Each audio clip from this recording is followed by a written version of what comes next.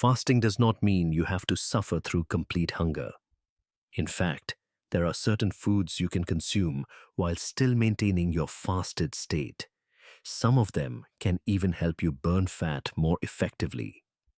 In this video, we are going to explore exactly what those foods are, and more importantly, why your body responds to them the way it does.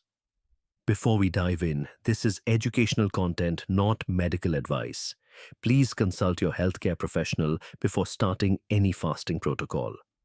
Now you have probably heard conflicting information about what breaks a fast and what does not. Some people say anything with calories will ruin your fast. Others claim you can eat certain things and still get all the benefits. So who is right? The confusion is understandable. If you search online, you will find dozens of different opinions. One expert says black coffee is fine. Another says even coffee breaks your fast. One article recommends bone broth during fasting. The next one says protein destroys all your fasting benefits. It is overwhelming. But here is the good news.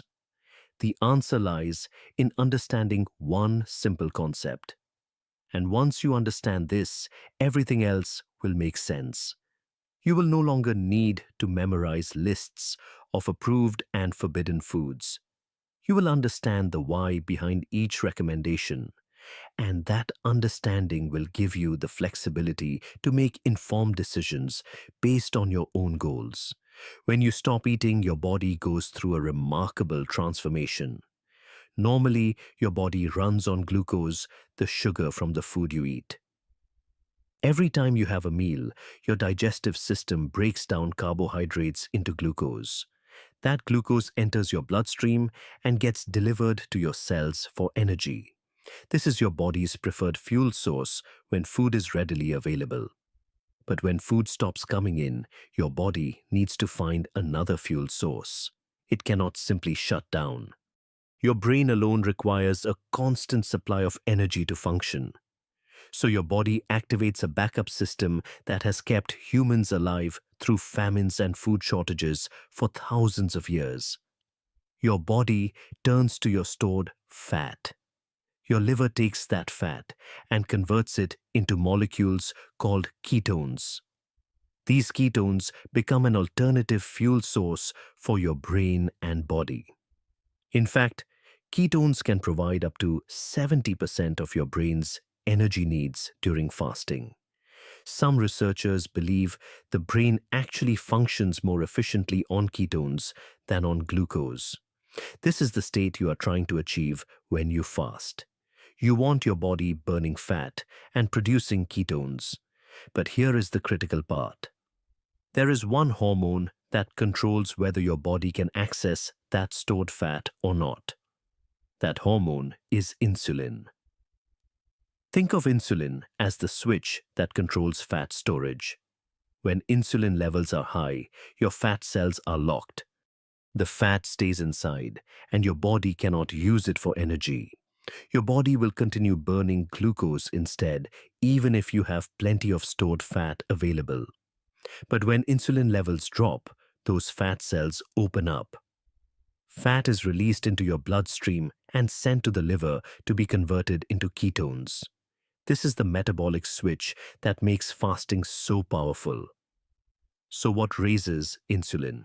Two main things: sugar and protein. When you eat sugar or carbohydrates, your insulin spikes. When you eat protein, your insulin also rises, though not as dramatically. But here is what most people do not realize. Fat has almost no effect on insulin. This is the key insight. The question is not whether something has calories. The real question is whether it raises your insulin levels enough to stop fat burning and ketone production. With this understanding, let us look at the foods that will not break your fast. The first one might surprise you. It is MCT oil. MCT stands for medium-chain triglycerides. This is a special type of fat with a shorter molecular structure than regular fats. And this shorter structure changes everything about how your body processes it. Here is what happens with most fats. When you eat butter, olive oil, or the fat in meat, it goes through a long digestive process. It travels through your stomach into your small intestine, gets broken down by bile, absorbed into your lymphatic system, and eventually makes its way to your liver. This whole journey takes hours. MCT oil works completely differently. Because of its shorter molecular structure, MCT bypasses most of this process. It gets absorbed directly through the wall of your intestine and travels straight to your liver through the portal vein. No long journey, no waiting. But here is the truly remarkable part. When MCT arrives at your liver, it forces your liver to produce ketones, and it does this regardless of your insulin levels. This is what makes MCT unique among all fats. Other fats simply do not raise insulin, which is good, but MCT actively pushes your body into ketone production, which is even better. This discovery has significant implications. It means that even if you consumed some carbohydrates, adding MCT oil can still push your body toward ketone production. It is not a free pass to eat whatever you want, but it does provide a buffer. It makes your fasting state more robust and forgiving. Research has shown that consuming 10 to 20 grams of MCT oil, particularly the type called C8, can significantly raise blood ketone levels within just 2 hours. Studies have found that C8, also known as caprylic acid, is the most ketogenic form of MCT. It converts to ketones faster and more efficiently than other types. When shopping for MCT oil, look for products that are high in C8 for maximum benefit. You are essentially giving your body a direct pathway to ketosis. And because ketones provide clean, steady energy without the crashes associated with glucose, many people report improved mental clarity and sustained energy when using MCT oil during their fasting window. Now, a practical note. If you are new to MCT oil, start small. Begin with 1 teaspoon and gradually increase to 1 tablespoon over the course of a week or two. Too much MCT too quickly can cause stomach discomfort, including cramping or loose stools. Your digestive system needs time to adapt. Most people find that their tolerance increases significantly after the initial adjustment period. The next item on our list is something most of you probably already consume: black coffee and unsweetened tea. These beverages contain essentially no calories, so they do not trigger an insulin response. But the benefits go far beyond just being calorie-free. In fact, these drinks may actually enhance your fasting results. Coffee contains over 100 compounds called polyphenols, with chlorogenic acid being one of the most significant. These polyphenols have a direct effect on your mitochondria, the energy-producing structures inside your cells. Think of mitochondria as tiny power plants inside every cell of your body. They are responsible for converting fuel into usable energy. When you consume coffee polyphenols, they support mitochondrial function and help your cells burn fat more efficiently. Some research suggests that chlorogenic acid can increase fat oxidation, meaning your body breaks down fat at a faster rate. This is exactly what you want during a fast. Caffeine itself also contributes. It stimulates the release of fatty acids from your fat cells, making more fat available for your body to burn. Caffeine also increases your metabolic rate slightly, meaning you burn more calories even at rest. So black coffee does not just avoid breaking your fast. It actually supports and enhances the fat-burning process that fasting initiates. Green tea offers similar benefits. It contains polyphenols called catechins, particularly one called EGCG, along with a modest amount of caffeine. Together, these compounds support fat metabolism and provide gentle, sustained energy without any insulin response. Green tea also contains L-theanine, an amino acid that promotes calm focus without the jittery feelings some people experience from coffee. The key word here is black or unsweetened. The moment you add sugar, you have added something that will spike your insulin and stop your fat burning. Even a small amount of sugar can trigger an insulin response. We will talk about what you can safely add to your coffee shortly. Now let us discuss something that might seem counterintuitive: soluble fiber. Foods like psyllium husk and basil seeds are almost pure fiber. And here is the fascinating thing about fiber: your body cannot digest it. You do not have the enzymes to break it down and absorb the calories. So even though fiber technically contains calories on a food label, those calories are not available to your body. They pass through your digestive system without being absorbed. This is fundamentally different from how other nutrients work. When you eat protein, fat, or carbohydrates, your body breaks them down and absorbs the energy. With fiber, especially soluble fiber, that absorption simply does not happen. But there is another layer to this story that makes fiber truly powerful during fasting. While you cannot digest fiber, the trillions of bacteria living in your gut can. These beneficial bacteria use soluble fiber as their food source. Your gut contains an entire ecosystem of microorganisms, often called the gut microbiome. These bacteria play crucial roles in your health, from supporting your immune system to influencing your mood. And when they eat fiber, something remarkable happens.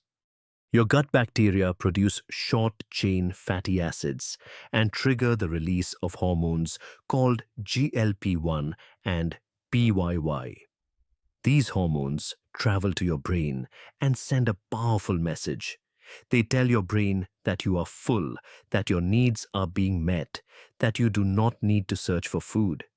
This is a direct communication pathway between your gut and your brain, sometimes called the gut-brain axis. This is why soluble fiber can dramatically reduce hunger during a fast. Even though you are not actually eating anything your body can use for energy, you are feeding your gut bacteria, and in return, they are turning off your hunger signals. It is a biological partnership that has evolved over millions of years. There is a fascinating study that demonstrates this perfectly. Researchers in China conducted an experiment where participants underwent extended fasting for 7 to 14 days. One group received only water. The other group received water plus approximately 100 calories per day of soluble fiber, the kind of fiber that humans cannot absorb, but gut bacteria can consume. The results were striking.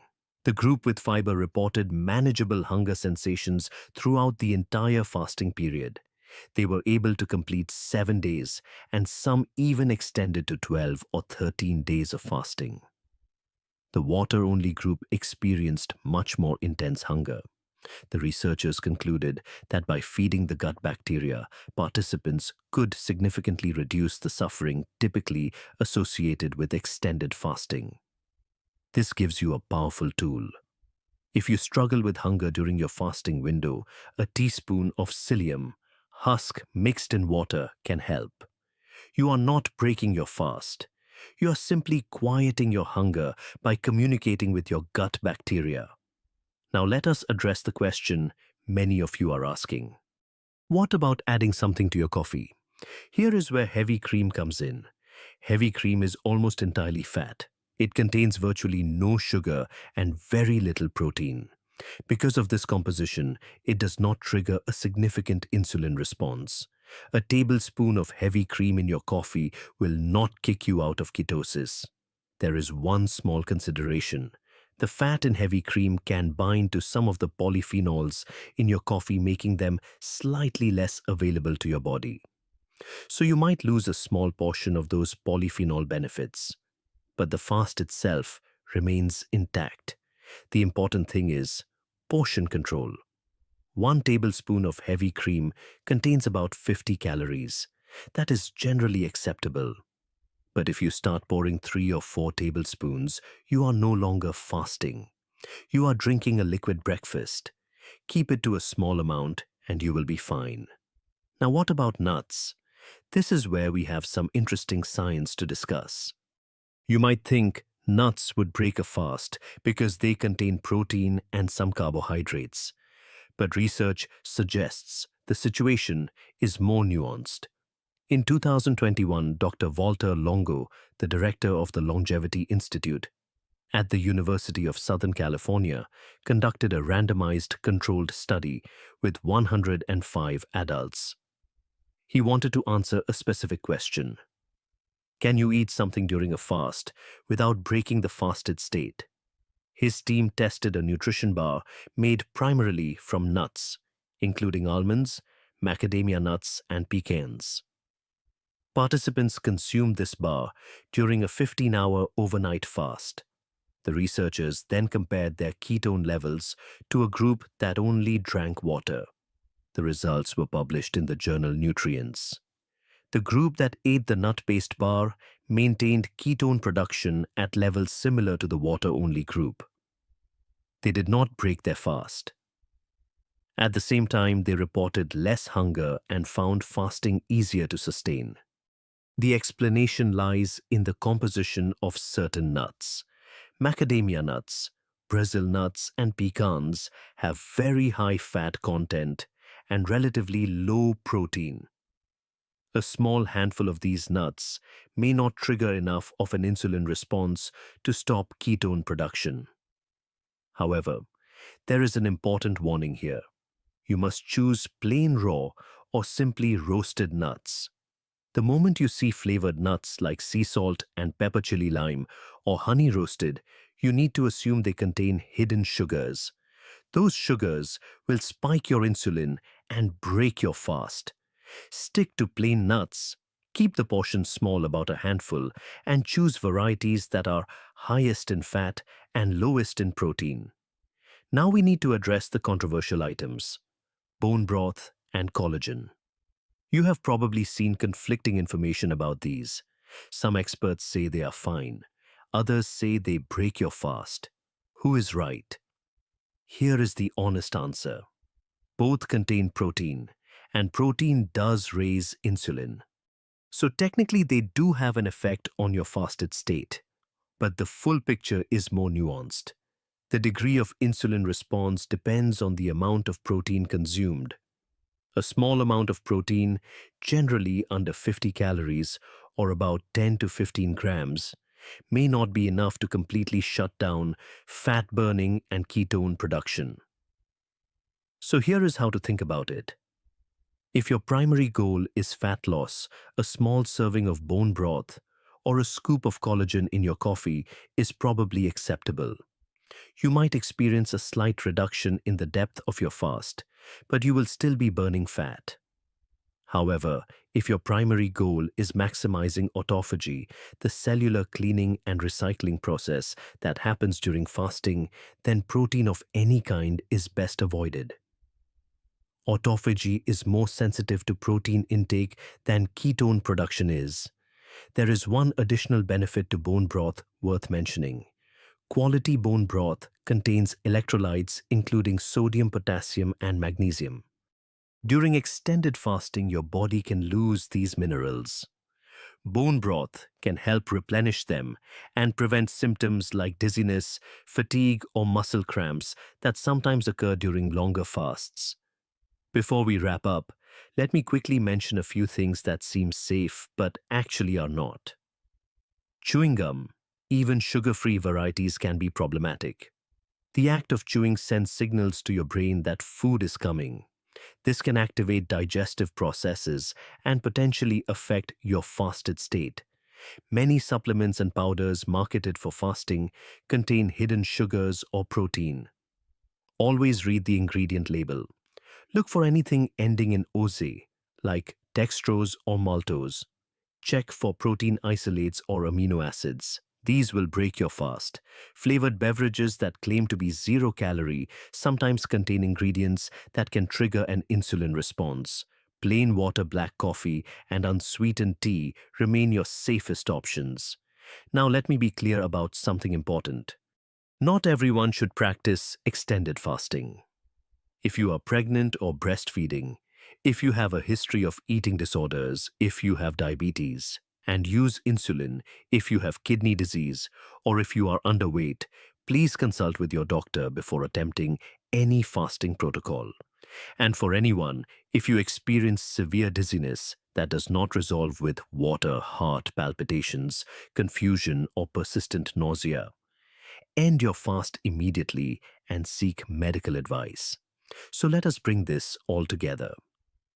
The goal of fasting is not 0 calories. The goal is maintaining ketone production and fat burning. When you understand this, you realize that certain foods and beverages can actually support your fast rather than break it. MCT oil forces your liver to produce ketones even when other conditions are not perfect. Black coffee and tea provide polyphenols that support your mitochondria and enhance fat burning. Soluble fiber feeds your gut bacteria, which in turn sends signals to your brain that reduce hunger. Heavy cream in small amounts adds fat without triggering insulin. Plain nuts, particularly high-fat varieties, may not break ketosis according to recent research. And even bone broth or collagen, while not completely neutral, can be acceptable depending on your specific fasting goals. The key is understanding the science behind each of these. When you know why something works, you can make informed decisions that fit your individual situation and goals. Now I want to hear from you. What surprised you most in this video? Was it that MCT oil can force ketone production regardless of insulin levels? Or that soluble fiber can reduce hunger by feeding your gut bacteria? Let me know in the comments below. And if you found this helpful, consider sharing it with someone who struggles with hunger during fasting. This information might make their fasting journey much easier. If you want to see what happens inside your body when you fast for 24 hours, that video is coming up next. The biological changes that occur are truly remarkable. I will see you there. You're doing OMAD, 1 meal a day. For 23 hours you don't eat. And then finally it's time. The question is, what should that meal look like? This isn't just about filling your stomach. This is about giving your body everything it needs in a very short window of time. Get it right, and OMAD becomes a powerful tool for your health. Get it wrong, and you might be setting yourself up for fatigue cravings and nutrient gaps that catch up with you weeks or months down the road. Today, we're going deep into the science of what to eat on OMAD. Not vague advice, not generic tips. We're talking about the specific foods your body needs and why it needs them. By the end of this video, you'll know exactly how to build a meal that fuels you properly for the next 24 hours. Before we dive in, please remember that this is educational content, not medical advice. If you have any health conditions, talk to your doctor before changing your diet. All right, let's get into it. When you eat only 1 meal a day, you have roughly 1 to 2 hours to consume all the nutrition your body needs for an entire day. Think about that for a moment. Everything your body requires to function, to repair tissues, to maintain energy, to support your brain, all of it has to come from that single meal. This is why nutrient density matters so much on OMAD. Nutrient density simply means how many vitamins, minerals, protein, and other beneficial compounds are packed into each bite of food. Some foods give you a lot of nutrition for the calories they contain. Others give you almost nothing except energy. If you fill your one meal with processed foods, sugary snacks, or empty calories, you might feel full temporarily, but your body will be missing essential nutrients. Over time, this leads to fatigue, weakened immunity, poor recovery, and constant cravings because your body is literally searching for the nutrition it didn't get. So, what are the most nutrient dense foods you should prioritize? Eggs are near the top of the list. A single egg contains almost every vitamin and mineral your body needs, including B12, vitamin D, choline, and high quality protein. Eggs are affordable, easy to prepare, and incredibly versatile. Fatty fish like salmon, sardines, and mackerel give you omega-3 fatty acids, vitamin D, and protein all in one package. These nutrients support brain function, reduce inflammation, and keep your heart healthy. Liver and organ meats might not be everyone's favorite, but they're among the most nutrient-dense foods on the planet. Liver contains more vitamin A, B12, and iron per gram than almost any other food. Even a small portion once or twice a week can fill significant nutritional gaps. Dark leafy greens like spinach, kale, and Swiss chard provide vitamin K, folate, magnesium, and fiber with very few calories. They should be a staple in your OMAD plate. Beans and legumes offer plant-based protein, fiber, and minerals like iron and zinc. They're also incredibly filling, which helps you stay satisfied until your next meal. The key principle here is simple: every bite counts. On OMAD, you don't have the luxury of wasting stomach space on foods that don't deliver real nutrition. Choose foods that work hard for you. Now let's talk about protein, because this is where a lot of people get confused. You've probably heard the claim that your body can only absorb 30 grams of protein per meal. This idea has been repeated so many times that many people believe it's scientific fact.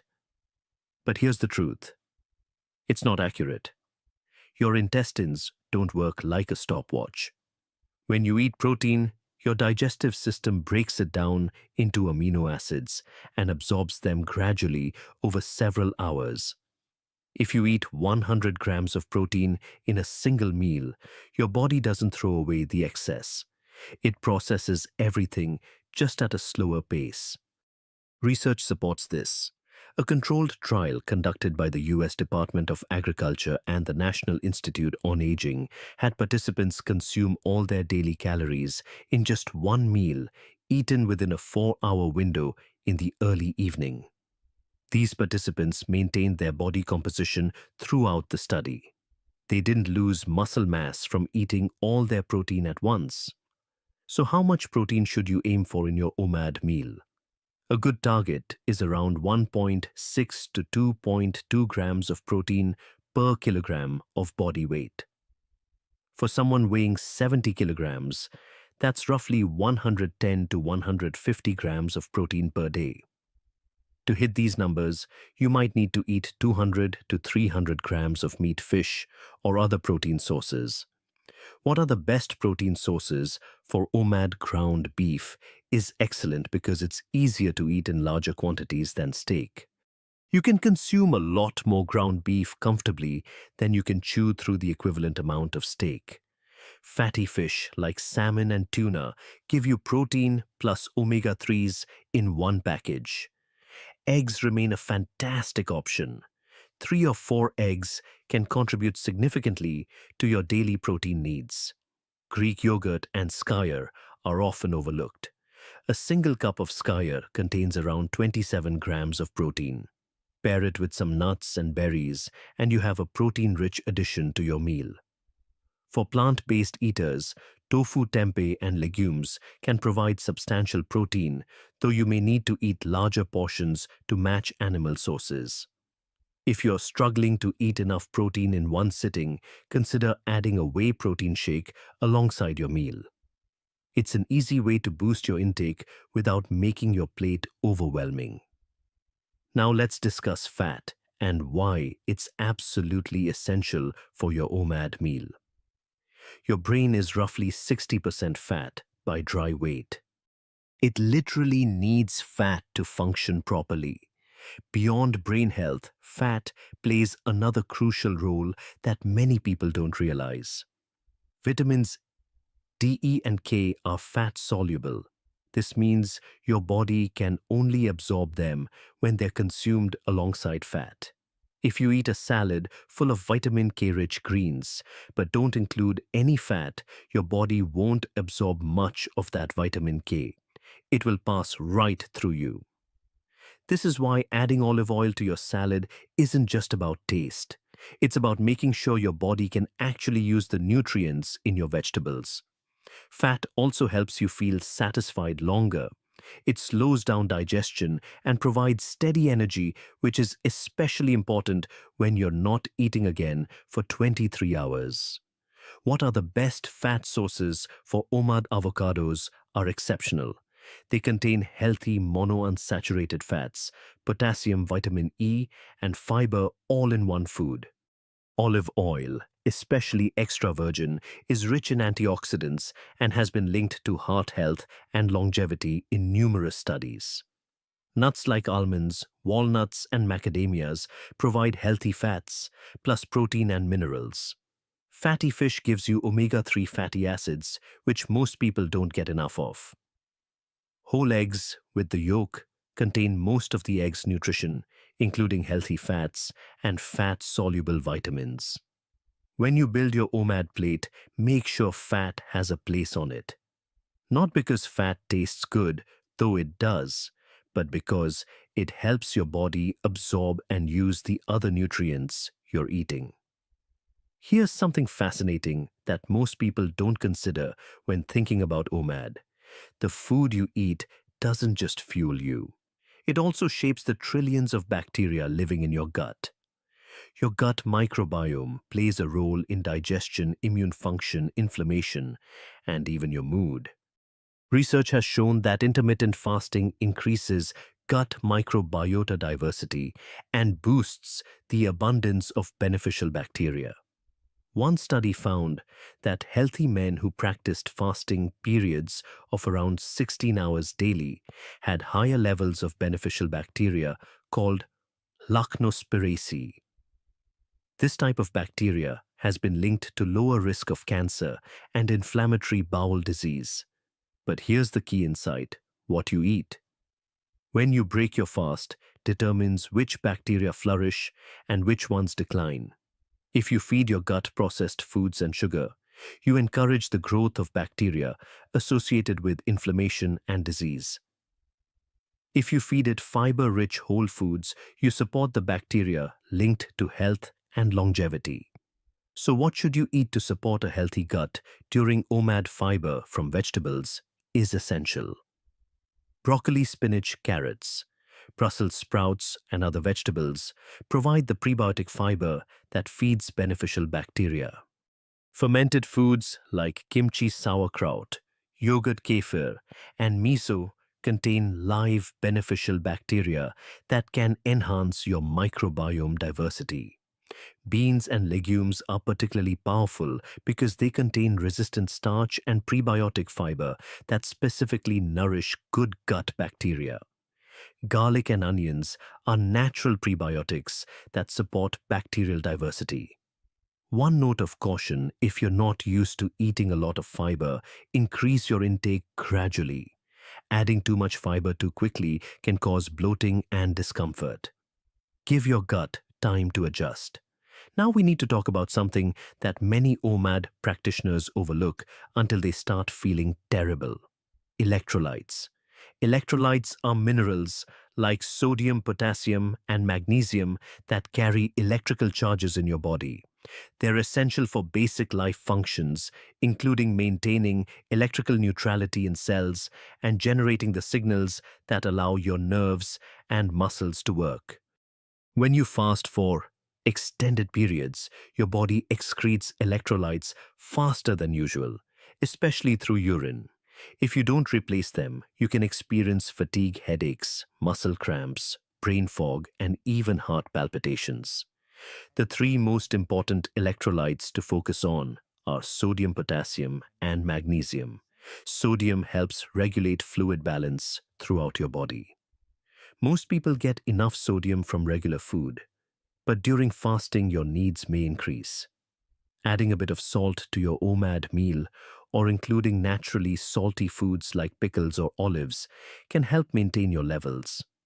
Potassium is critical for heart function and muscle contractions. Good sources include avocados, bananas, spinach, potatoes, and salmon. Many people don't get enough potassium even without fasting, so this is especially important to prioritize. Magnesium supports hundreds of enzymatic reactions in your body, helps with sleep quality, and reduces muscle cramps. Pumpkin seeds, almonds, dark chocolate, and leafy greens are excellent sources.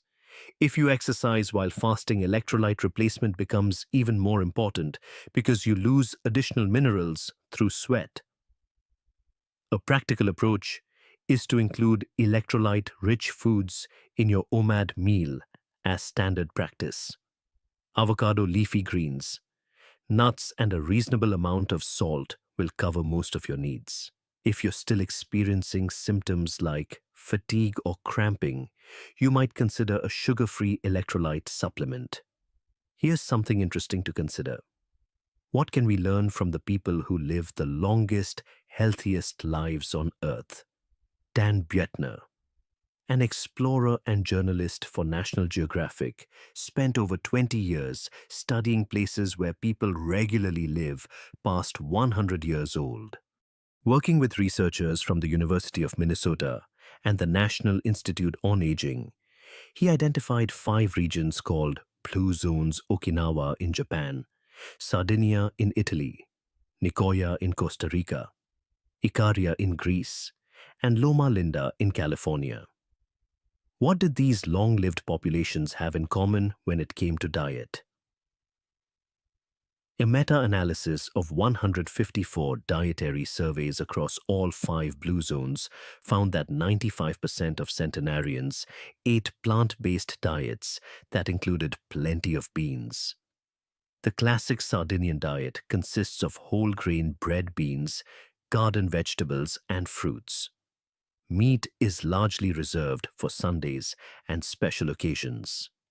Notice what's not on this list: processed foods, refined sugars, artificial ingredients, fast food. The people who live longest aren't following complicated diets or counting macros obsessively. They're eating simple, whole, natural foods. Lots of vegetables, beans regularly, whole grains instead of refined ones. Moderate amounts of meat treated more like a side dish than the main event. This is a powerful principle for your OMAD meal. You don't need exotic superfoods or expensive supplements. You need real food: vegetables, legumes, quality protein sources, healthy fats, and whole grains if you include carbohydrates. Foods your great-grandparents would recognize. The longest-lived people on Earth figured this out without any scientific studies. They just ate what grew around them, prepared it simply, and shared meals with family and community. There's wisdom in that simplicity. Now I want to address something important. If you have certain health conditions, you may need to adjust your OMAD approach. Please remember that these are general suggestions, not medical advice. Always work with your doctor or a registered dietitian for personalized guidance. If you have blood sugar concerns or type 2 diabetes, the order in which you eat your food can matter. Consider eating protein and fat first, then vegetables, and saving any carbohydrates for the end of your meal. This can help moderate blood sugar spikes. Choose complex carbohydrates like sweet potatoes, quinoa, and beans rather than refined starches. Avoid sugary foods and drinks entirely. Monitor your blood sugar carefully when starting OMAD, as your medication needs may change.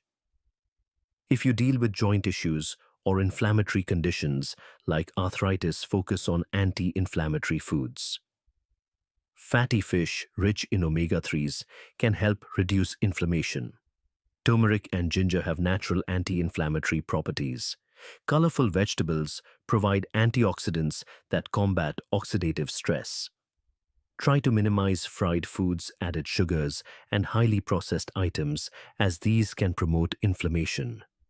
If you have irritable bowel syndrome or digestive sensitivities, be thoughtful about how you break your fast. Start with easily digestible foods rather than jumping straight into a huge complex meal. Eat slowly and chew thoroughly. Some people with IBS react poorly to high FODMAP foods like onions, garlic, and certain legumes, so pay attention to your individual triggers. You might even consider splitting your OMAD into two smaller portions within your eating window if one large meal causes discomfort. The key point here is that OMAD isn't one size fits all. Your body has unique needs and responses. Listen to it and adjust accordingly. Let's talk about something everyone doing OMAD experiences, at some point cravings. During the fasting period, especially in the first week or two, you might find yourself thinking about food constantly. This is normal. Your body is adjusting to a new pattern, but there are strategies that can help you get through it. First, make sure you're drinking enough water. Sometimes what feels like hunger is actually thirst. Your body can confuse the two signals. Keep a water bottle nearby and sip throughout the day. Second, check your electrolytes. Low sodium or potassium can trigger false hunger signals. Adding a pinch of salt to your water or taking an electrolyte supplement can sometimes eliminate cravings that seemed overwhelming just minutes before. Third, stay busy. Much of what we call hunger is actually just habit and boredom. We're used to eating at certain times, and when those times arrive, our brain expects food. Distraction works remarkably well. Focus on work, go for a walk, read a book, call a friend. Fourth, black coffee and unsweetened tea are your friends. Both contain 0 calories and don't break your fast, but they can significantly reduce feelings of hunger. The caffeine also provides a mild energy boost. Fifth, examine your previous OMAD meal. If you're constantly fighting intense cravings, it might be because your last meal wasn't satisfying enough. Make sure you're getting adequate protein and fat, both of which promote long-lasting satiety. A meal heavy in carbohydrates but low in protein and fat will leave you hungrier the next day. Most people find that cravings diminish significantly after the first 1 to 2 weeks. Your body adapts. Hunger becomes a gentle signal rather than an urgent demand. However, if you experience severe dizziness, rapid heartbeat, confusion, or weakness that doesn't resolve after 30 minutes, stop fasting and eat something. OMAD should improve your life, not put your health at risk.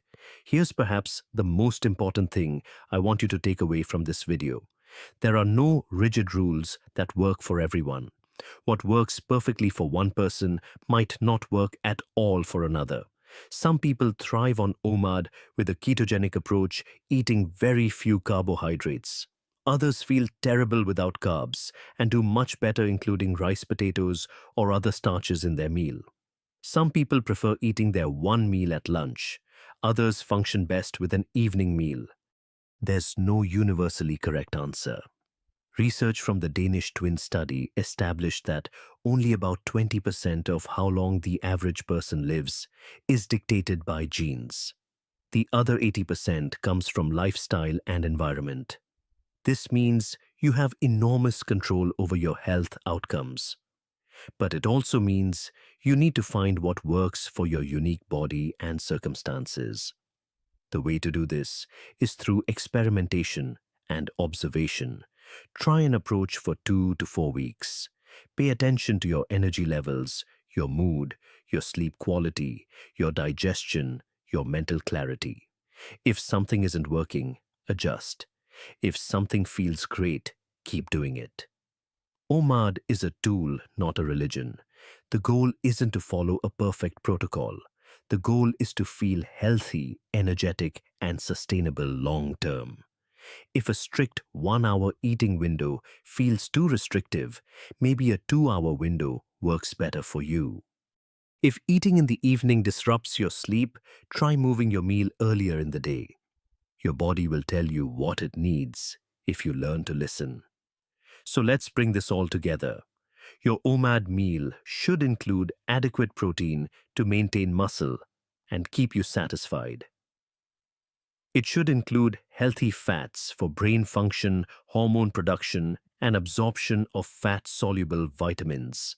It should include fiber from vegetables to support your gut microbiome and digestive health.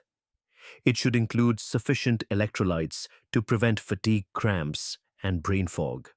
Prioritize whole natural foods like the longest lived people on earth have done for generations. Minimize processed foods, refined sugars, and artificial ingredients. Listen to your body and adjust based on how you feel. Remember that what works for someone else might not work for you, and that's completely fine. The best OMAD approach is the one you can maintain consistently while feeling healthy and energized. If you found this video helpful, I'd love to hear from you. What's your go-to OMAD meal? Are you team lunch or team dinner? Drop your thoughts in the comments below.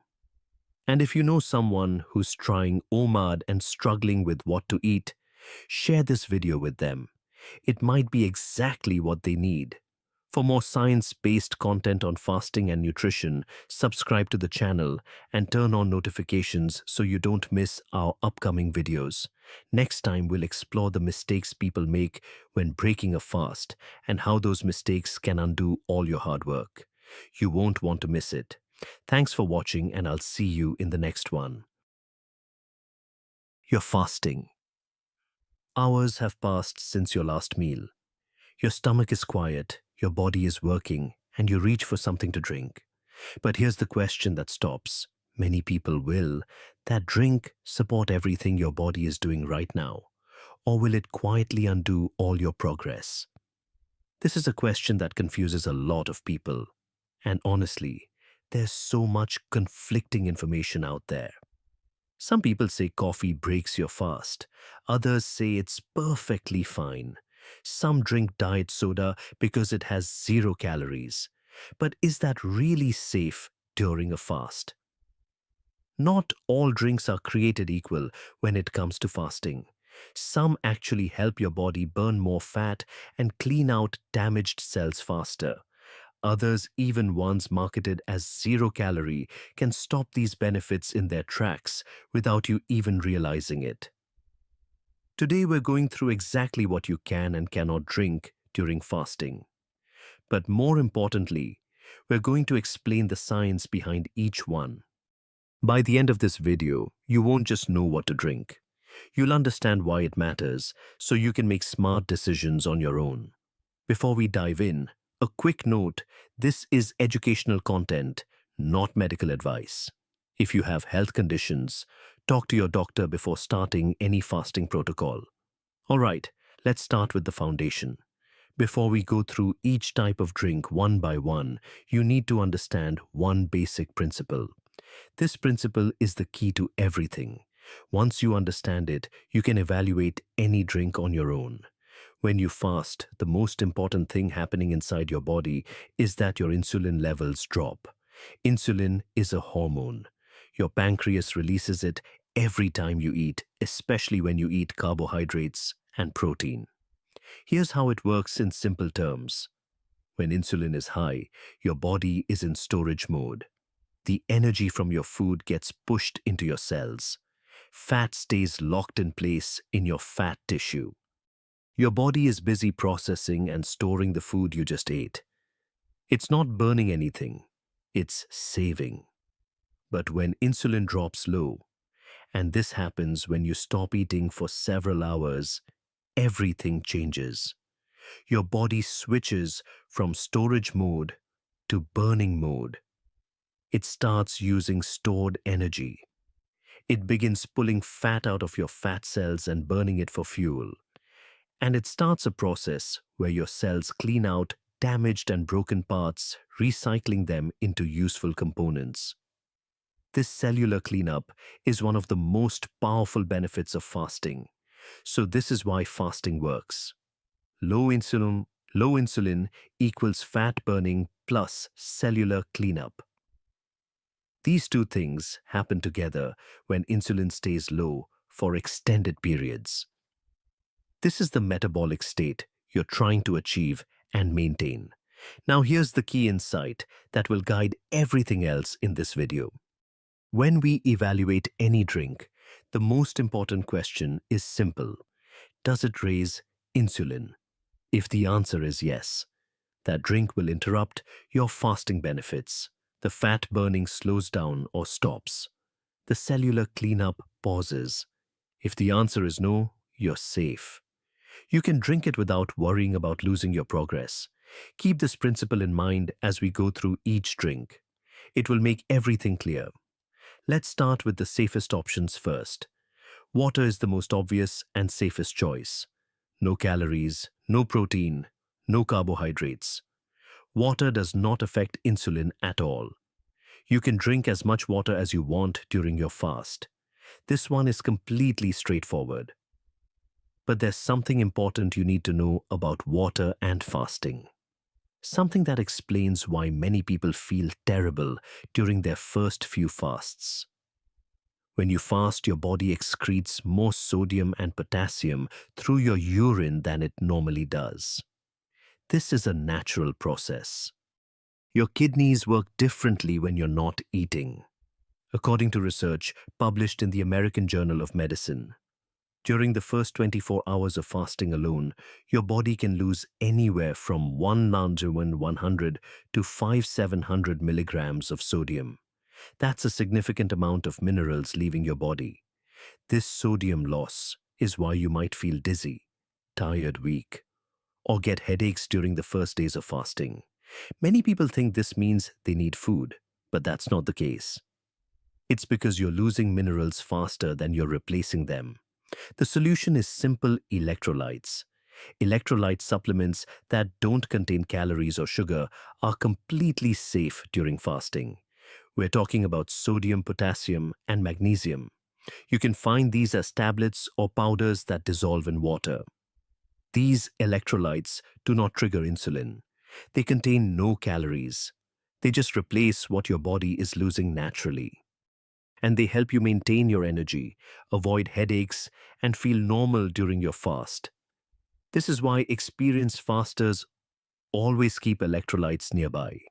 It makes a huge difference in how you feel. Here's a practical tip. Drink about 2 to 3 liters of water per day when fasting.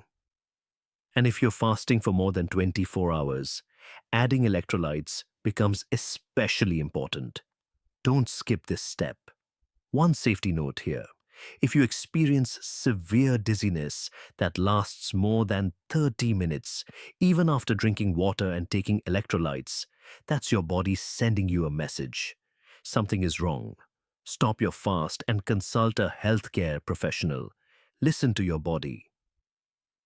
Now let's talk about something millions of people wonder about coffee. Black coffee has about 2 to 5 calories per cup.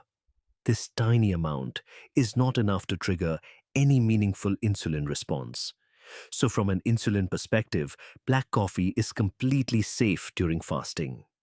But here's where it gets really interesting. Coffee doesn't just avoid breaking your fast. It might actually make your fast more effective. In 2014, a French-Italian research team published a fascinating study in a scientific journal called Cell Cycle. They wanted to know what coffee does inside the body, beyond just giving you energy. They gave mice coffee and carefully observed what happened inside their bodies at the cellular level. The results were remarkable. Within just 1 to 4 hours after drinking coffee, the mice showed significantly increased activity in cellular cleanup. Their cells were breaking down damaged components and recycling them at a faster rate. This was observed in the liver, in the muscles, and in the heart. But here's the surprising part that caught everyone's attention. Decaffeinated coffee showed the same effect. The caffeine wasn't the key factor at all. The scientists concluded that polyphenols in coffee, not the caffeine, are what create this benefit. Polyphenols are natural compounds found in coffee beans. They seem to activate the same cellular cleanup pathways that fasting activates. So, what does this mean for you? Black coffee doesn't just not break your fast. It may actually accelerate the cellular cleanup process that makes fasting so beneficial in the first place. You're not just avoiding harm, you might be adding benefit. This is genuinely good news for coffee lovers. Some practical tips for drinking coffee during fasting. First, drink it black. No sugar, no milk, no cream. Those additions change everything, and we'll talk about why in a moment. Second, limit yourself to 1 or 2 cups per day. Too much coffee can cause jitters, anxiety, and digestive issues. Third, avoid drinking coffee too late in the day because caffeine can affect your sleep. And good sleep is crucial for the benefits of fasting. Your body does a lot of repair work during sleep, and poor sleep can actually undermine your fasting efforts. Fourth, if you choose decaf because you're sensitive to caffeine, you still get the polyphenol benefits. You're not missing out on the cellular cleanup effects. One more thing about coffee. If you're new to fasting and used to drinking coffee with cream and sugar, the transition to black coffee can be tough. But give it a few days. Your taste buds adjust. Many people find that after a week of black coffee, they actually prefer it that way. Similar to coffee, green tea is an excellent choice during fasting. Green tea contains a compound called EGCG, which is a type of polyphenol. Research has shown that EGCG supports fat burning and cellular cleanup processes. Green tea has almost no calories and does not trigger insulin, so it's completely safe during fasting. Other herbal teas are also safe.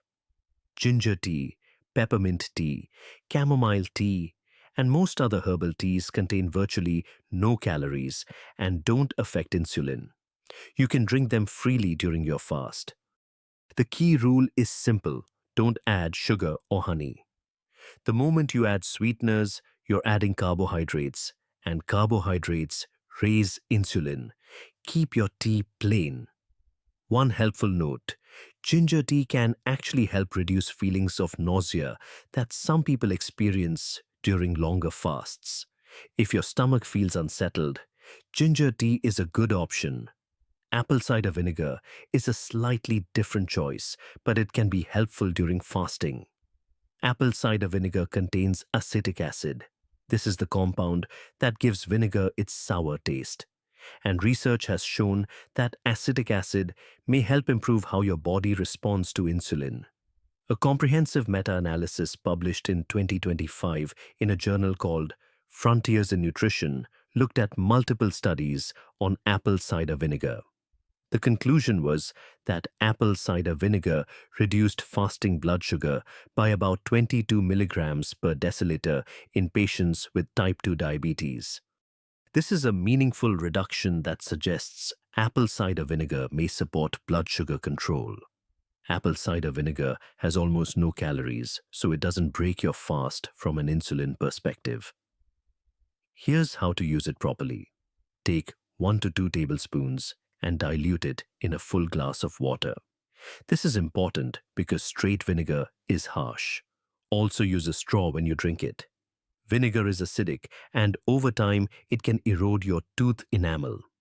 You can drink this mixture in the morning or any time during your fasting window. Now we come to an important section that surprises many people: diet soda and drinks with artificial sweeteners. Many people assume that 0 calories automatically means safe during fasting. The logic seems sound. No calories means no energy coming in. But the science tells a more complicated story. In 2014, a research team at the Weizmann Institute of Science in Israel published a groundbreaking study in the journal Nature. Nature is one of the most prestigious scientific journals in the world. The researchers gave mice common artificial sweeteners, including saccharin, sucralose, and aspartame, for 11 weeks. The result was alarming. The mice developed glucose intolerance. Their bodies became significantly worse at processing sugar compared to before the experiment. But here's the part that shocked the scientific community. The researchers took gut bacteria from the mice that had been drinking artificial sweeteners. Then they transplanted that bacteria into completely healthy mice that had never consumed any sweeteners. The result?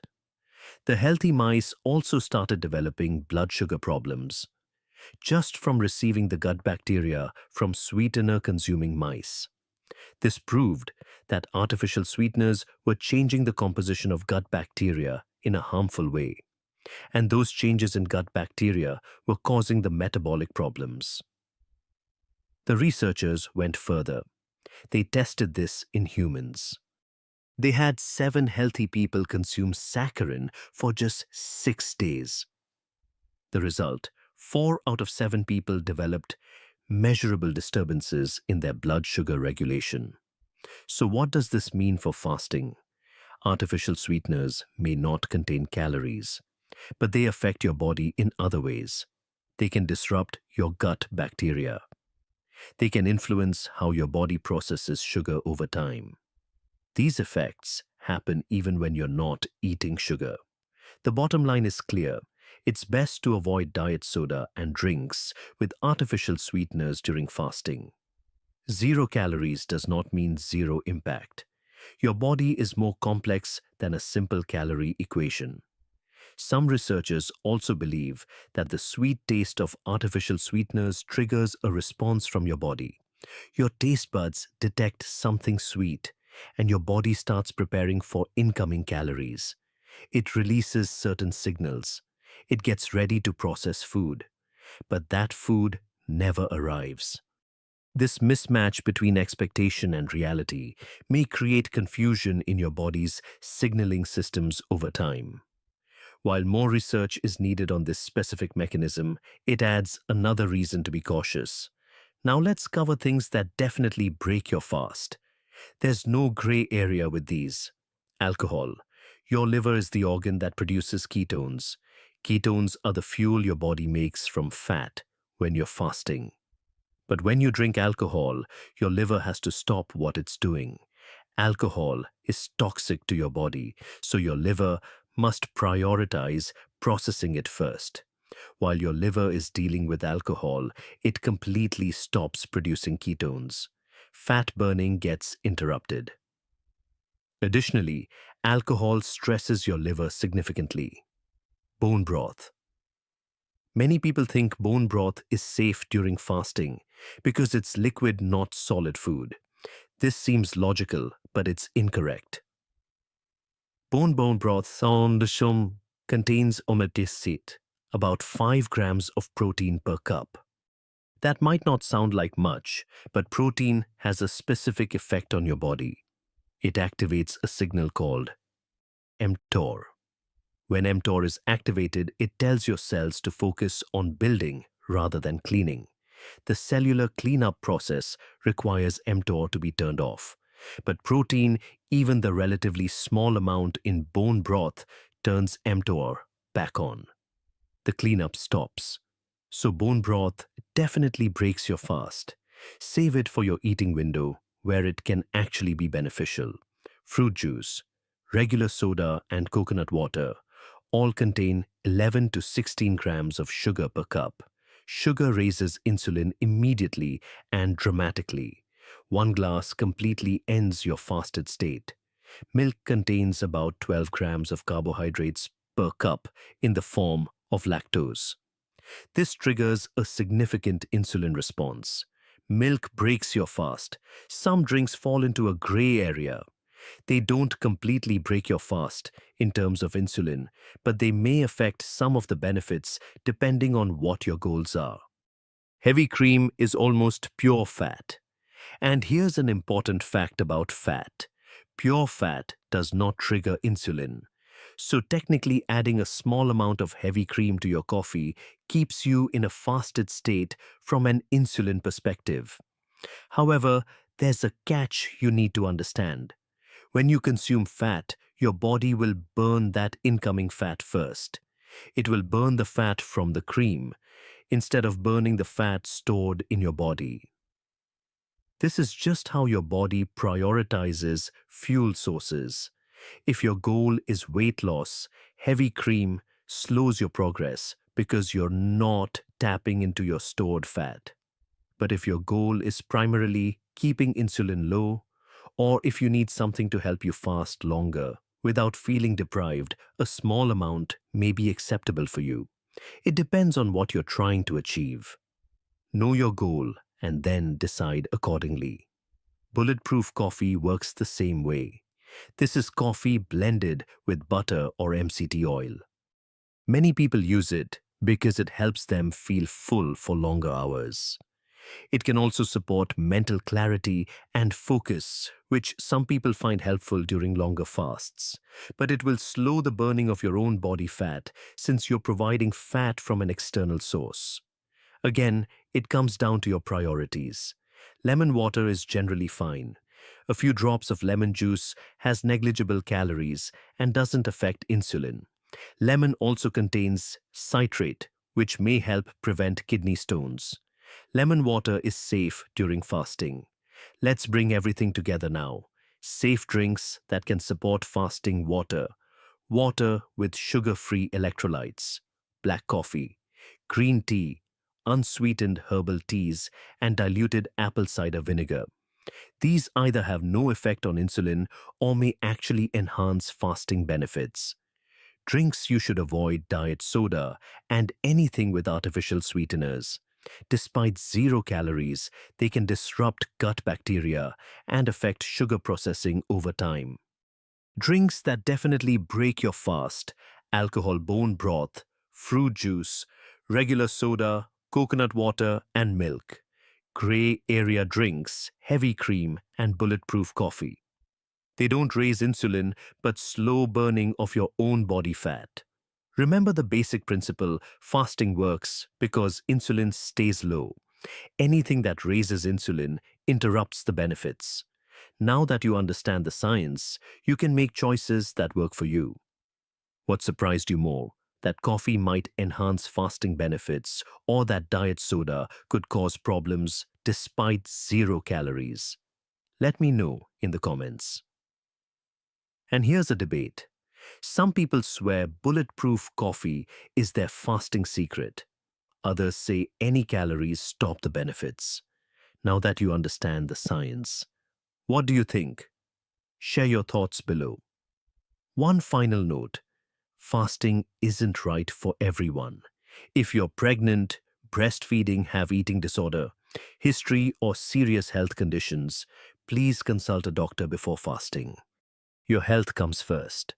If this video helped you, subscribe so you don't miss the next videos exploring the science behind how your body works. What's your go-to drink during fasting? Drop it in the comments below. Why creatine plus fasting might be the ultimate fat loss combo? What if you could burn fat while protecting your muscle at the same time? That sounds like the holy grail of body transformation. And for most people, it feels impossible. You either cut calories and watch your strength disappear, or you eat enough to keep your muscle but struggle to lose fat. But here is something interesting. Two of the most talked about tools in fitness, fasting and creatine, might actually work together better than anyone expected. Now I know what you are thinking. Creatine is for building muscle. Fasting is for losing weight. How can they possibly go together? That is exactly what we are going to explore today. Not with hype or marketing claims, but with actual science. What happens in your body when you fast? What creatine actually does at the cellular level, and whether combining them makes sense for your goals. Before we dive in, a quick note. This is educational content, not medical advice. Everyone's body is different. If you have any health conditions or concerns, talk to your doctor before making changes to your diet or supplement routine. Alright, let us start with the basics. When you stop eating, your body does not just sit there waiting for food. It starts making adjustments. Think of it like a power grid that switches to backup generators when the main supply goes down. Normally, your body runs on glucose. That is the sugar that comes from the food you eat, especially carbohydrates. Your muscles, your brain, your organs, they all use glucose as their primary fuel. But when you stop eating, that glucose supply starts running low. Your body has some glucose stored in your liver and muscles called glycogen. This can last anywhere from 12 to 24 hours, depending on how active you are and how much you had stored. Once that glycogen starts depleting, something interesting happens. Your body begins shifting to a different fuel source: fat. Your fat cells start releasing fatty acids into your bloodstream. Your liver then converts some of these fatty acids into molecules called ketones. These ketones can travel to your brain and muscles and be used for energy instead of glucose. This shift from burning glucose to burning fat is often called the metabolic switch, and it is one of the main reasons people practice fasting for fat loss. When insulin is low and you are not eating, your body has no choice but to tap into its fat reserves. But here is where many people get worried. What about muscle? If the body is breaking down stored energy for fuel, will it also break down muscle protein? This is a legitimate concern. And the answer is, it depends. Here is what the science shows. When you fast, your body actually increases production of growth hormone. In some studies, growth hormone levels increased up to 5 times higher after just 24 hours of fasting. Why does this matter? Growth hormone helps protect muscle tissue. A study published in the journal Diabetes found that growth hormone is, and I quote, a decisive component of protein conservation during fasting. When researchers blocked growth hormone during fasting, muscle protein breakdown increased by about 50%. So your body has a built-in system to protect muscle when food is scarce. This makes sense from an evolutionary perspective. Our ancestors needed to stay strong enough to hunt and gather food, even when they had not eaten for days. A body that immediately started eating its own muscle would not survive long. However, this protection has limits. If you fast for too long, do not stay active, or do not maintain proper hydration and electrolytes, you can still lose muscle. The body's protective mechanisms are not infinite. This is where creatine enters the conversation. So what exactly is creatine? Let me explain it in simple terms. Creatine is a natural compound. Your body makes it every day, primarily in your liver and kidneys, using amino acids from the protein you eat. You also get creatine directly from foods like red meat and fish. Most of the creatine in your body is stored in your muscles, with smaller amounts in your brain and other tissues. Now, creatine is not a steroid. It is not a drug. It is not some synthetic laboratory creation. It is a natural part of how your body produces energy. Here is how it works. Your muscles need energy to contract. That energy comes from a molecule called ATP adenosine triphosphate. Think of ATP as the actual currency your cells spend to do work. The problem is your muscles only store enough ATP for a few seconds of intense activity. After that, ATP needs to be regenerated. This is where creatine comes in. In your muscles, creatine is stored as phosphocreatine. When ATP gets used up, phosphocreatine donates its phosphate group to quickly regenerate ATP. This happens almost instantly, much faster than other energy systems. The result: you can maintain high-intensity effort for a few extra seconds. You can push out 1 or 2 more reps. You can recover faster between sets. Now you might think a few extra seconds does not sound like much, but over weeks and months of training, those extra reps add up. More total work means more stimulus for your muscles to adapt and grow. This is not speculation. Creatine is one of the most researched supplements in existence. The International Society of Sports Nutrition reviewed over 500 studies and concluded that creatine supplementation is safe and effective for improving high-intensity exercise performance. Their position stand also noted that long-term supplementation up to 30 grams per day for 5 years has been shown to be safe and well tolerated in healthy individuals. There is another effect of creatine worth mentioning. When creatine enters your muscle cells, it pulls water in with it. This is called cell volumization.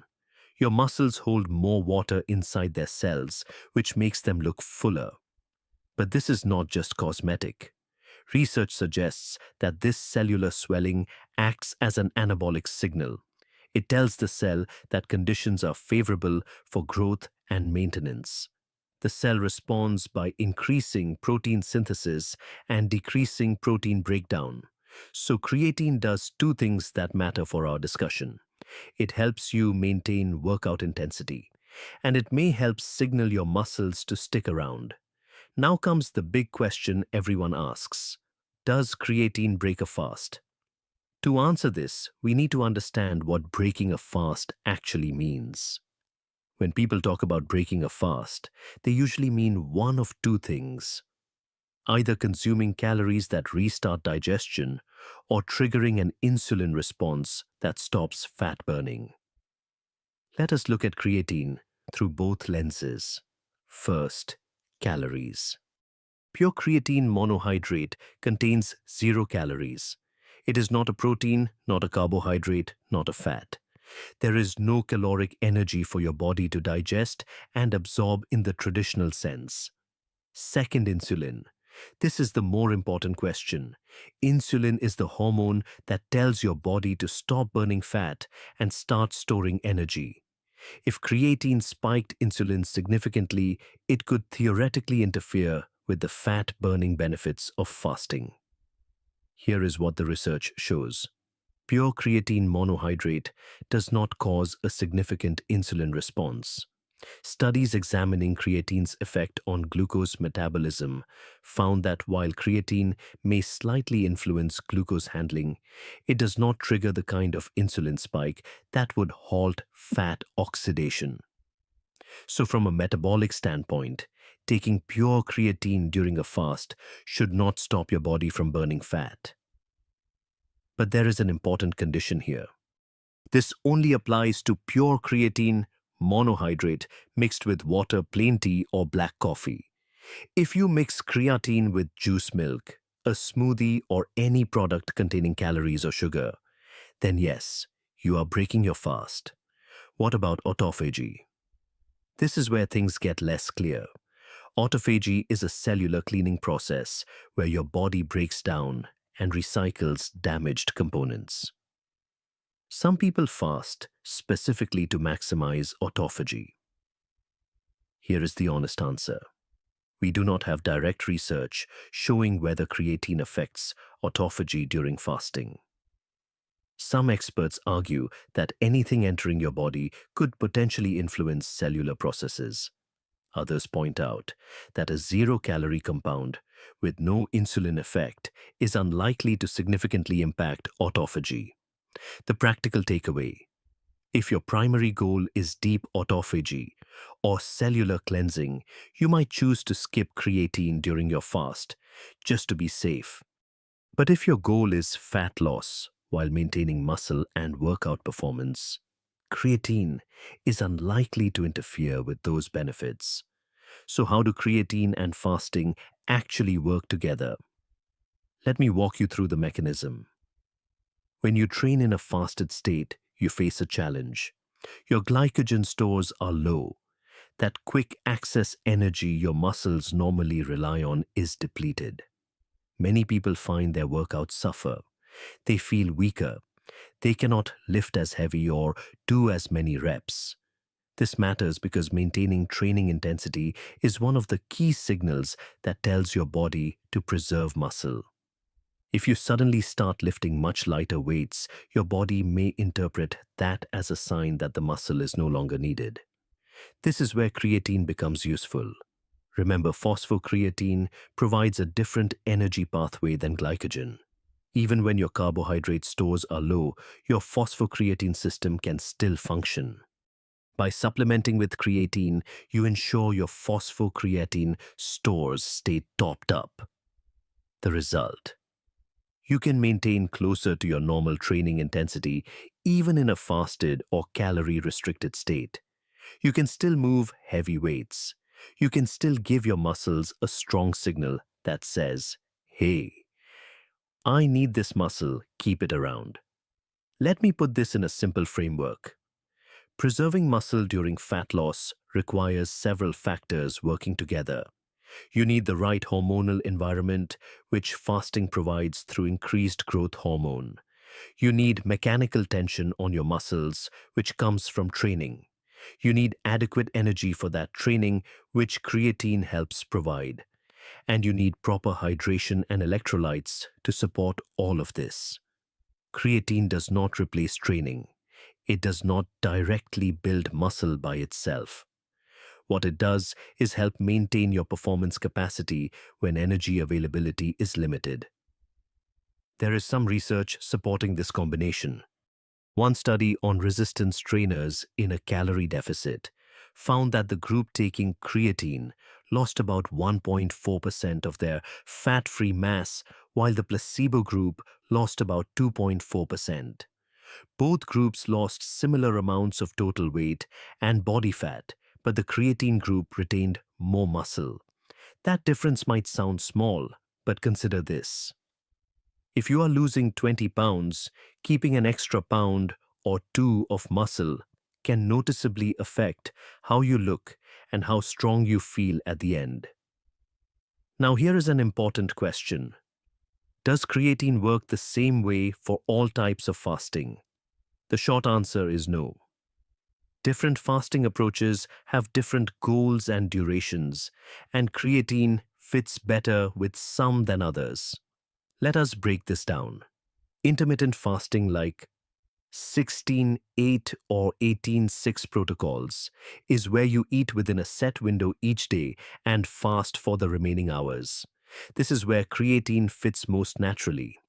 You are still eating daily, just within a compressed time frame. Your fast is relatively short. Your primary goals are usually fat loss, improved insulin sensitivity, and maintaining or building muscle. In this scenario, creatine makes a lot of sense. You can take it during your eating window with food or during your fasting window with water. Either approach works. The key benefit is maintaining your training performance while you are in a slight calorie deficit. What about 24 to 48-hour fasts? This is where things require more consideration. Creatine can still be appropriate here, but you need to pay extra attention to hydration. Creatine pulls water into muscle cells. If you are not drinking enough water during an extended fast, this could contribute to dehydration or electrolyte imbalances. If you choose to use creatine during a 1 or 2 day fast, make sure you are drinking plenty of water, at least 2.5 to 3.5 liters per day. Consider adding electrolytes, especially sodium, potassium, and magnesium, and listen to your body for any signs of cramping or discomfort. For fasts lasting 72 hours or longer, creatine is generally not recommended and often not necessary. The goals of extended fasting are usually different. People doing multi-day fasts are typically aiming for deep autophagy, metabolic reset, or immune system regeneration. Creatine does not support these goals. Additionally, the risk of electrolyte imbalances increases significantly during extended fasts. Adding creatine, which affects water balance, can complicate things further. If you are doing a multi-day fast, your priority should be hydration and electrolyte management, not maintaining gym performance. Let me also address this based on your goals rather than just the duration. If your goal is fat loss while maintaining muscle and workout performance, creatine may be helpful. This is the classic combination where the synergy makes sense. If your goal is specifically maximizing autophagy for cellular cleaning, creatine is probably not necessary, and some would argue it should be avoided to keep the fast as clean as possible. If your goal is immune system reset or recovery from certain health conditions, these are situations that require medical supervision anyway. Creatine is not the priority here. If you are fasting for religious or spiritual reasons, follow the guidelines of your specific practice. Some traditions consider any supplement to break the fast, others do not. The point is, there is no one-size-fits-all answer. Understand what you are trying to achieve first, then decide if creatine aligns with that goal. Now I want to address something that does not get discussed enough. Creatine is not just for young bodybuilders. There are specific populations that might actually benefit more than average. If you are over 50 years old, this is relevant to you. As we age, our body naturally produces less creatine. The phosphocreatine stores in both our muscles and brain decrease. This contributes to age-related declines in strength, power, and even cognitive function. Research has shown that creatine supplementation can help older adults maintain muscle mass and strength. When combined with intermittent fasting, which has its own benefits for metabolic health and longevity, this could be a particularly valuable combination for healthy aging. Of course, older adults often have other health considerations, so working with a healthcare provider is especially important. For women particularly, those approaching or past menopause, there is something important to understand. Estrogen plays a role in creatine production. As estrogen levels decline during menopause, the body's ability to produce creatine internally decreases. This means women in this life stage may actually be more responsive to creatine supplementation than younger women or men. Studies suggest creatine can help menopausal women maintain muscle mass, bone density, and even cognitive function. And let me clear up a common misconception. Creatine will not make women bulky or masculine. Women do not have the hormonal profile to suddenly develop large muscles from taking creatine. What it can do is help preserve the lean tissue you have and support your training performance. Another point worth mentioning, creatine is not only about muscles. Emerging research shows potential benefits for brain health, including improved cognitive function during stressful or sleep-deprived periods. The brain uses a significant amount of ATP, and creatine can support energy production there too. Now we need to talk about who should not combine creatine and fasting. This is important for your safety. First, if you have pre-existing kidney disease, do not take creatine without medical supervision. Your kidneys process creatine and its breakdown product creatinine. If kidney function is already compromised, adding extra creatine is not advisable. I want to be clear about something though. Creatine does not damage healthy kidneys. The International Society of Sports Nutrition has stated this clearly based on the available evidence. But if your kidneys are already struggling, that is a different situation. Second, if you are doing a dry fast, meaning no food and no water, do not take creatine. Creatine requires adequate water to function properly. Without water intake, you risk serious dehydration and electrolyte imbalances. Honestly, dry fasting itself carries significant risks and should be approached with extreme caution. Third, if you are not committed to drinking enough water, creatine during fasting may not be for you. I cannot emphasize this enough.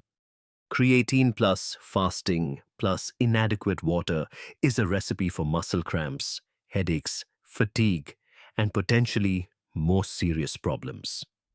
Fourth, as I mentioned earlier, creatine is generally not necessary or recommended during extended fasts of 3 days or more.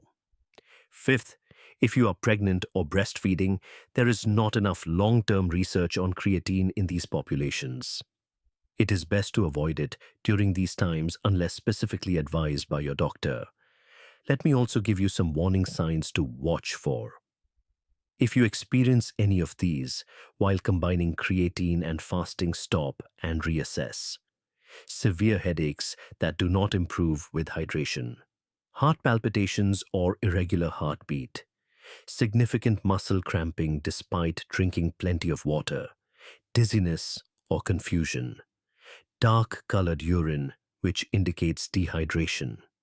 If any of these symptoms persist for more than 30 minutes, stop what you are doing and consult a healthcare professional. Your body is intelligent.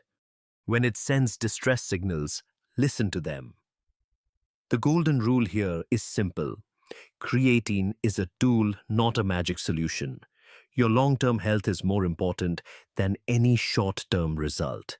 If something does not feel right, trust your instincts. So where does all of this leave us? Creatine and fasting are not enemies. They are not working against each other. For the right person with the right goals, they can actually complement each other quite well. Fasting creates a hormonal environment that favors fat burning while protecting muscle through increased growth hormone. Creatine helps maintain training intensity and provides an additional signal for muscle preservation through cell volumization and energy support. Together, this combination may help you lose fat while keeping more of your hard-earned muscle than you would with fasting alone. But let me be honest about the limitations too. We do not have extensive direct research on the creatine and fasting combination specifically. Most of what we know comes from understanding each component separately and reasoning about how they might interact. Everyone responds differently. What works for one person may not work the same way for another. The only way to truly know if this approach suits you is to try it carefully and pay attention to how your body responds. If you decide to experiment with this combination, start simple. Use pure creatine monohydrate 3 to 5 grams per day. Stay well hydrated. Maintain your electrolytes. Keep training. And give it at least a few weeks to assess how you feel and perform. And remember, neither creatine nor fasting is required for fat loss or muscle preservation.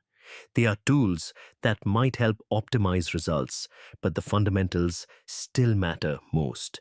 Consistent training, adequate protein when you do eat, enough sleep, managing stress. These basics trump any supplement or eating schedule. I would love to hear from you. Have you ever tried fasting? What was your biggest challenge? Did you worry about losing muscle? Drop your experience in the comments below. And here is a question to think about. Some people believe fasting should be completely clean, with no supplements at all. Others think strategic supplementation makes fasting more effective and sustainable. Where do you stand? Let me know your thoughts. If this video helped you understand something new about your body, consider sharing it with someone who has been hesitant to try fasting because they are afraid of losing their gains. Make sure to subscribe if you want more content like this, where we break down the science of what actually happens inside your body. Thanks for watching. Take care of your body. It is the only one you have got. Imagine eating nothing but fruits and vegetables.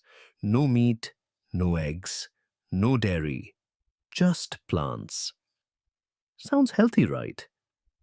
But here's the twist. This decision could transform your body in remarkable ways, or leave you exhausted, confused, and missing nutrients your brain desperately needs. It all depends on how long you do it and which version you're actually doing.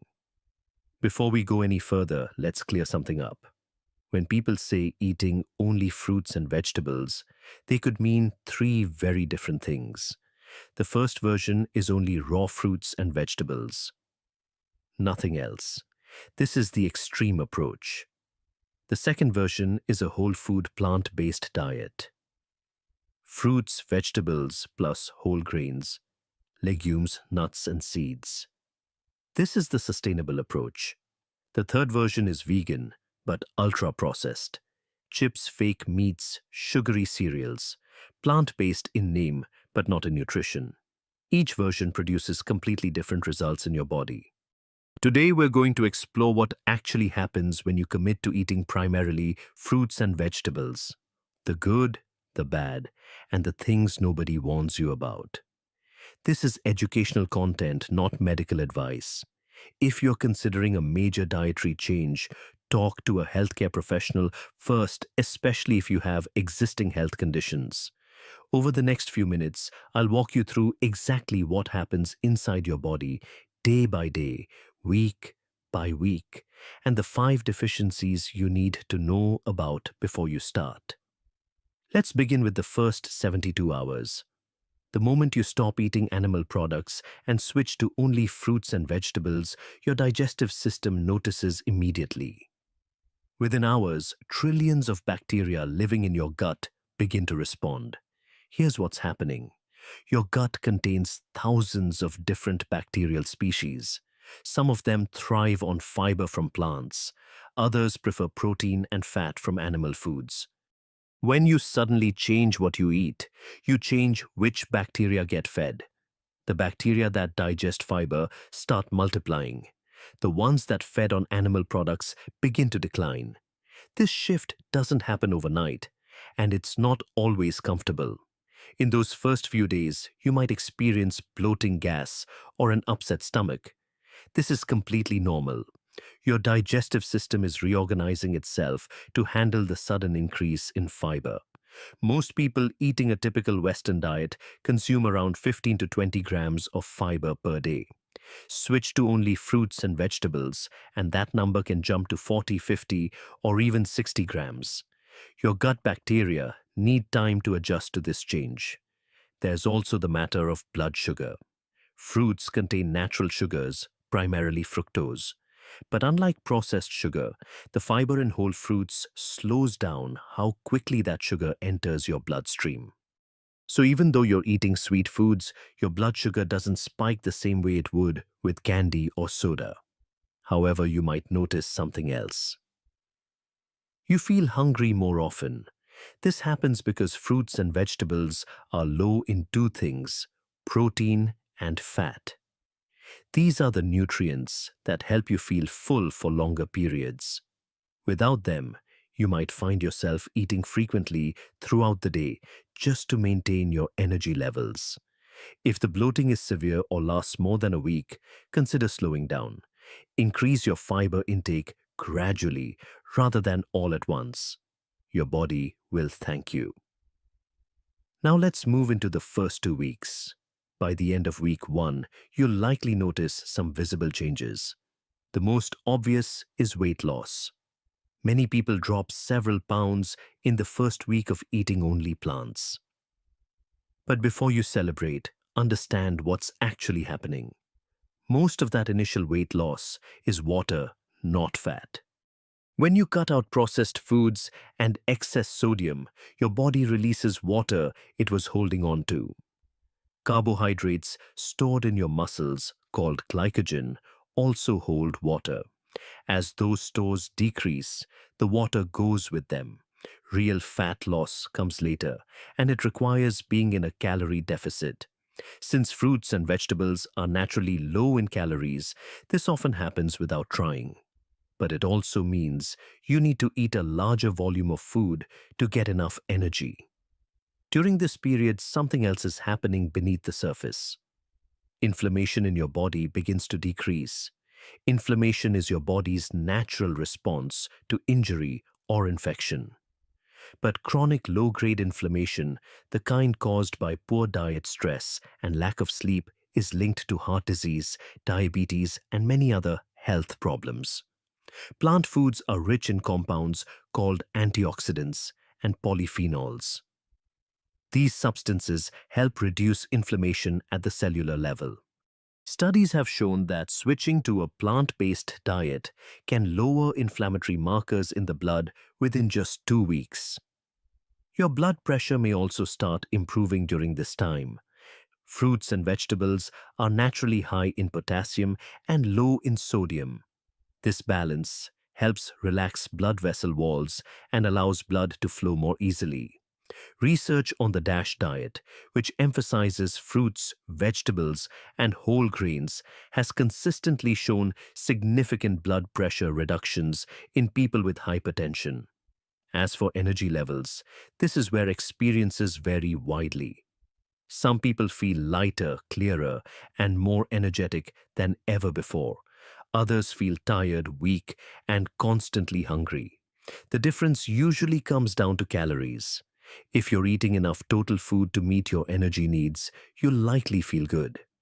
But if you're under-eating because you're not used to the volume of food required, you'll feel exhausted. The plants aren't making you tired. Not eating enough of them is. Here's where things start to get interesting. We're moving into weeks 3 through 8. This is the period where the real transformation happens, but it's also when problems can begin if you're not careful.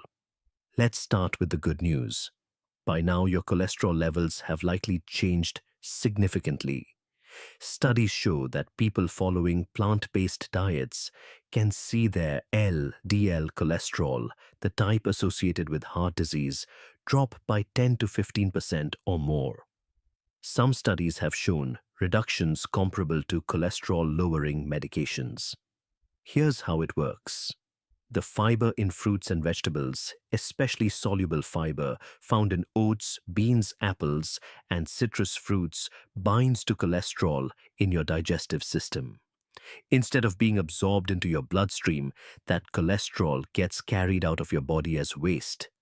Less cholesterol absorbed means less cholesterol circulating in your blood, and less cholesterol available to build up in your arteries. A meta-analysis published in 2023 reviewing 30 randomized controlled trials found that vegetarian and vegan diets reduced total cholesterol, LDL cholesterol, and a protein called apolipoprotein B, which is another marker of heart disease risk. These effects were consistent across different age groups, health conditions, and study designs. Your gut microbiome is also undergoing a major transformation during this period. The fiber-loving bacteria in your gut are now well established. As they digest fiber, they produce substances called short-chain fatty acids. These molecules have powerful effects throughout your body. Short-chain fatty acids help feed the cells lining your colon, keeping your gut barrier strong and healthy.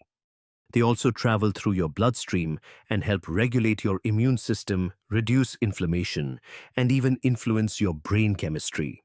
Research published in Nature Reviews. Microbiology describes how these bacterial metabolites contribute to overall health in ways scientists are only beginning to understand. But here's where we need to talk about the other side. By weeks 3 to 8, if you're eating only fruits and vegetables without any planning or supplementation, certain nutrient stores in your body are starting to run low. And some of these deficiencies are silent. You won't feel them until significant damage has already occurred. Let me be direct about this. Vitamin B12 does not exist naturally in any plant food. None. B12 is essential for creating red blood cells and maintaining the protective coating around your nerves. Without it, your nerves begin to deteriorate. Your body stores enough B12 to last several years, which sounds reassuring. But here's the problem. Once symptoms appear, numbness in your hands and feet, difficulty walking, memory problems, confusion, the nerve damage may already be permanent. This is not an exaggeration. This is documented medical science. A review published in the journal Nutrients found that B12 deficiency is endemic among vegans. Studies show that somewhere between 50 and 60% of vegans have inadequate B12 levels. Among vegetarians, the numbers are lower, but still concerning. The British Journal of General Practice warns that many doctors are unaware of the wide range of symptoms caused by B12 deficiency, leading to delayed diagnosis and increased risk of permanent neurological damage. If you eat only plants, you must supplement B12. This is not optional. This is not a suggestion. This is a requirement for maintaining your health. Iron is another concern. Plants do contain iron, but it's a different form than what you find in meat. Plant iron, called non-heme iron, is harder for your body to absorb. Additionally, many plant foods contain compounds called phytates and oxalates that further reduce iron absorption. The good news is that vitamin C dramatically increases iron absorption. Eating iron-rich foods like spinach, lentils, and beans, together with vitamin C sources like citrus fruits, bell peppers, or tomatoes, can significantly improve how much iron your body actually uses. For menstruating women, this becomes especially important. Monthly blood loss means higher iron requirements, and a poorly planned plant-based diet may not meet those needs. Then there are omega-3 fatty acids. Your brain is roughly 60% fat, and a significant portion of that fat is a specific omega-3 called DHA. This fatty acid is critical for brain function, mood regulation, and reducing inflammation in the nervous system. The problem is that DHA is found primarily in fish and seafood. Plants contain a different omega-3 called AL. A found in flax seeds, chia seeds, and walnuts. Your body can convert ALA into DH. But the conversion rate is extremely low, often less than 10%. Research shows that vegans typically have DHA blood levels about 50% lower than people who eat fish. This has been associated with higher rates of depression, anxiety, and cognitive decline in some studies. The solution is algae-based omega-3 supplements. This is actually where fish get their DHA in the first place, from eating algae. By going directly to the source, you can maintain healthy DHA levels without eating fish. Vitamin D is another nutrient that requires attention. Very few foods naturally contain vitamin D, and most of them are animal-based, like fatty fish, egg yolks, and liver. Some mushrooms contain vitamin D if they've been exposed to sunlight, but the amounts are generally small. Your body can produce vitamin D when your skin is exposed to sunlight. But if you live in a northern climate, have darker skin, or spend most of your time indoors, you may not produce enough.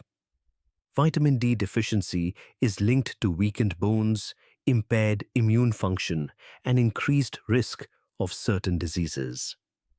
A supplement is often necessary, regardless of diet, but it's especially important for those eating only plant foods. Finally, let's talk about protein. Contrary to popular belief, getting enough protein on a plant-based diet is entirely possible, but it requires intention. Fruits and most vegetables are very low in protein. If you're eating only these foods, you will almost certainly be protein deficient over time. However, if you include legumes like beans, lentils, and chickpeas, along with whole grains, nuts, and seeds, meeting protein needs becomes straightforward. These foods provide all the essential amino acids your body requires. The key is variety and adequate total food intake. So let's make this practical. Here are the 5 deficiencies and 5 solutions you need to know. Deficiency number 1 is vitamin B12. The solution is to supplement with 250 to 500 micrograms daily, or eat B12 fortified foods like certain plant milks and nutritional yeast. Deficiency number 2 is iron. The solution is to eat iron-rich plant foods like spinach, lentils, beans, and fortified cereals, always paired with vitamin C to boost absorption. Deficiency number 3 is omega-3, DHA, and EPA. The solution is to take an algae-based omega-3 supplement, which provides these fatty acids directly without the need for fish. Deficiency number 4 is vitamin D. The solution is regular sunlight exposure when possible and supplementation during darker months or if you have limited sun exposure. Deficiency number 5 is protein. The solution is to include legumes, whole grains, nuts, and seeds in your daily meals. These foods together provide complete protein. None of these deficiencies are inevitable. They're all preventable with knowledge and simple planning. The difference between someone who thrives on a plant-based diet and someone who struggles isn't genetics. It's information. Now let's address some of the most common questions people ask. First is eating only fruits and vegetables safe? For short periods, a few days to a few weeks, most healthy adults can do this without serious harm. It may even provide a beneficial reset for your digestive system. For the long term, you need to expand beyond just fruits and vegetables. Including legumes, whole grains, nuts, and seeds makes the diet nutritionally complete. And regardless of duration, you absolutely need to supplement B12. Eating only raw fruits and vegetables for months without supplementation is not safe for anyone. Second, how do you get enough protein and healthy fats? Legumes are your protein foundation. Beans, lentils, chickpeas, and peas are all excellent sources.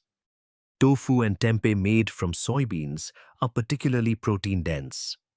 For healthy fats, focus on nuts, seeds, avocados, and small amounts of olive oil or coconut. These foods also add calories, which is important since fruits and vegetables alone are very low in caloric density. If you eat only lettuce and apples, you will be deficient in both protein and fat. If you include the full range of plant foods, these concerns disappear. Third, do starchy foods like potatoes and beans cause weight gain? Whole foods do not cause weight gain the way processed foods do. Potatoes are filling, nutritious, and relatively low in calories compared to their volume. Beans are high in protein and fiber, which help you feel full and satisfied. What causes weight gain is consuming more calories than your body uses, regardless of the source. The idea that specific whole foods like potatoes or beans make you fat is a myth that needs to end. Studies on populations that eat large amounts of starchy foods like traditional cultures in Japan and parts of Africa show low rates of obesity when those foods are consumed in their whole, unprocessed forms. Now there's an important safety note that applies to certain people. Not everyone should attempt an extreme plant-only diet without medical supervision. If you are pregnant or breastfeeding, B12 and DHA are critical for your baby's brain development. Deficiency during pregnancy can cause serious developmental problems.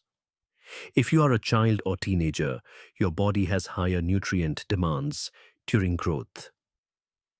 Restrictive diets during these periods can impair development. If you have a history of eating disorders, highly restrictive diets can trigger relapse.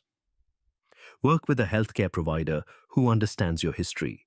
If you have severe anemia, plant-based iron may not be sufficient to correct the deficiency. You may need more direct intervention. If you have kidney disease or a history of kidney stones, many plant foods are high in oxalates, which can worsen these conditions. If you have severe osteoporosis, your calcium and vitamin D needs are elevated, and a plant-only diet may not meet them without careful supplementation. If you fall into any of these categories, please work with a healthcare professional before making major dietary changes. This isn't about gatekeeping, it's about keeping you safe. So, what's the final takeaway from all of this? Here's what I want you to remember. There is no single right diet for everyone. There are right mechanisms and right methods. Understanding how your body responds to food is more valuable than following any ideology. A diet rich in fruits and vegetables can lower your cholesterol, reduce inflammation, support your gut health, and potentially reduce your risk of heart disease and certain cancers. Decades of research support these benefits. But it can also leave you deficient in B12, iron, omega-3s, vitamin D, and protein if you don't plan properly. And some of those deficiencies, particularly B12, can cause permanent damage if left unaddressed. The power is in the knowledge. The people who thrive eating plants aren't lucky. They're informed.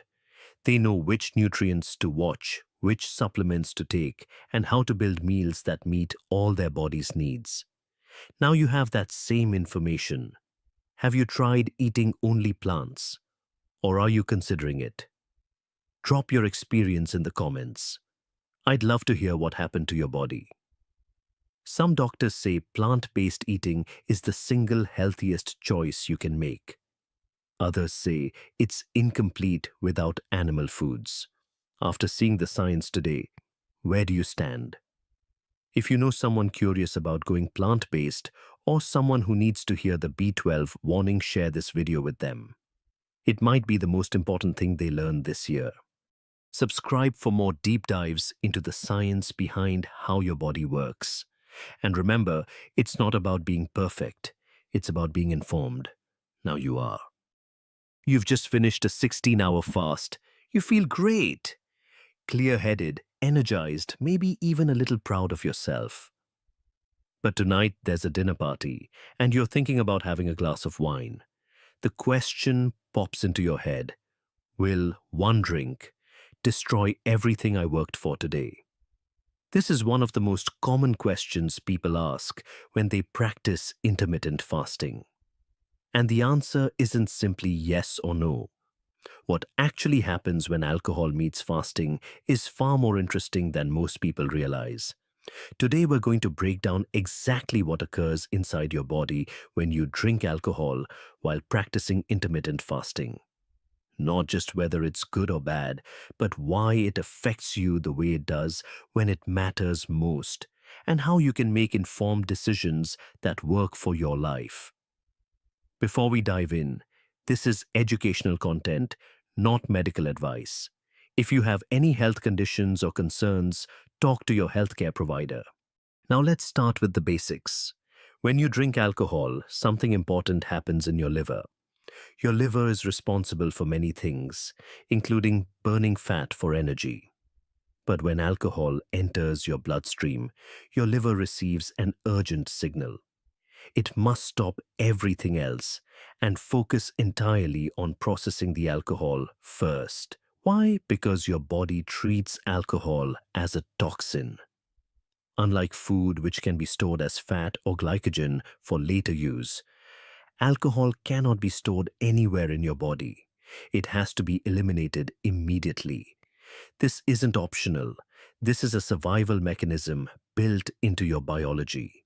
Here's what makes this significant for fasting. During intermittent fasting, one of the main benefits is that your liver switches into fat-burning mode. When there's no food coming in, your liver starts breaking down stored fat to create energy. This is exactly what many people want from fasting. But the moment alcohol arrives, fat burning stops, not slows down. Stops completely. Your liver cannot multitask in this situation. It will process alcohol first, and only after the alcohol is completely cleared will it return to burning fat. How long does this take?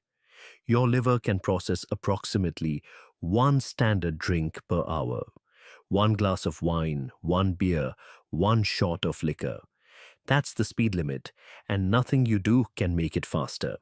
So if you have 3 drinks, your liver will be occupied with alcohol processing for at least 3 hours. During those 3 hours, fat burning is essentially on pause. Now let's go deeper into what happens during alcohol processing.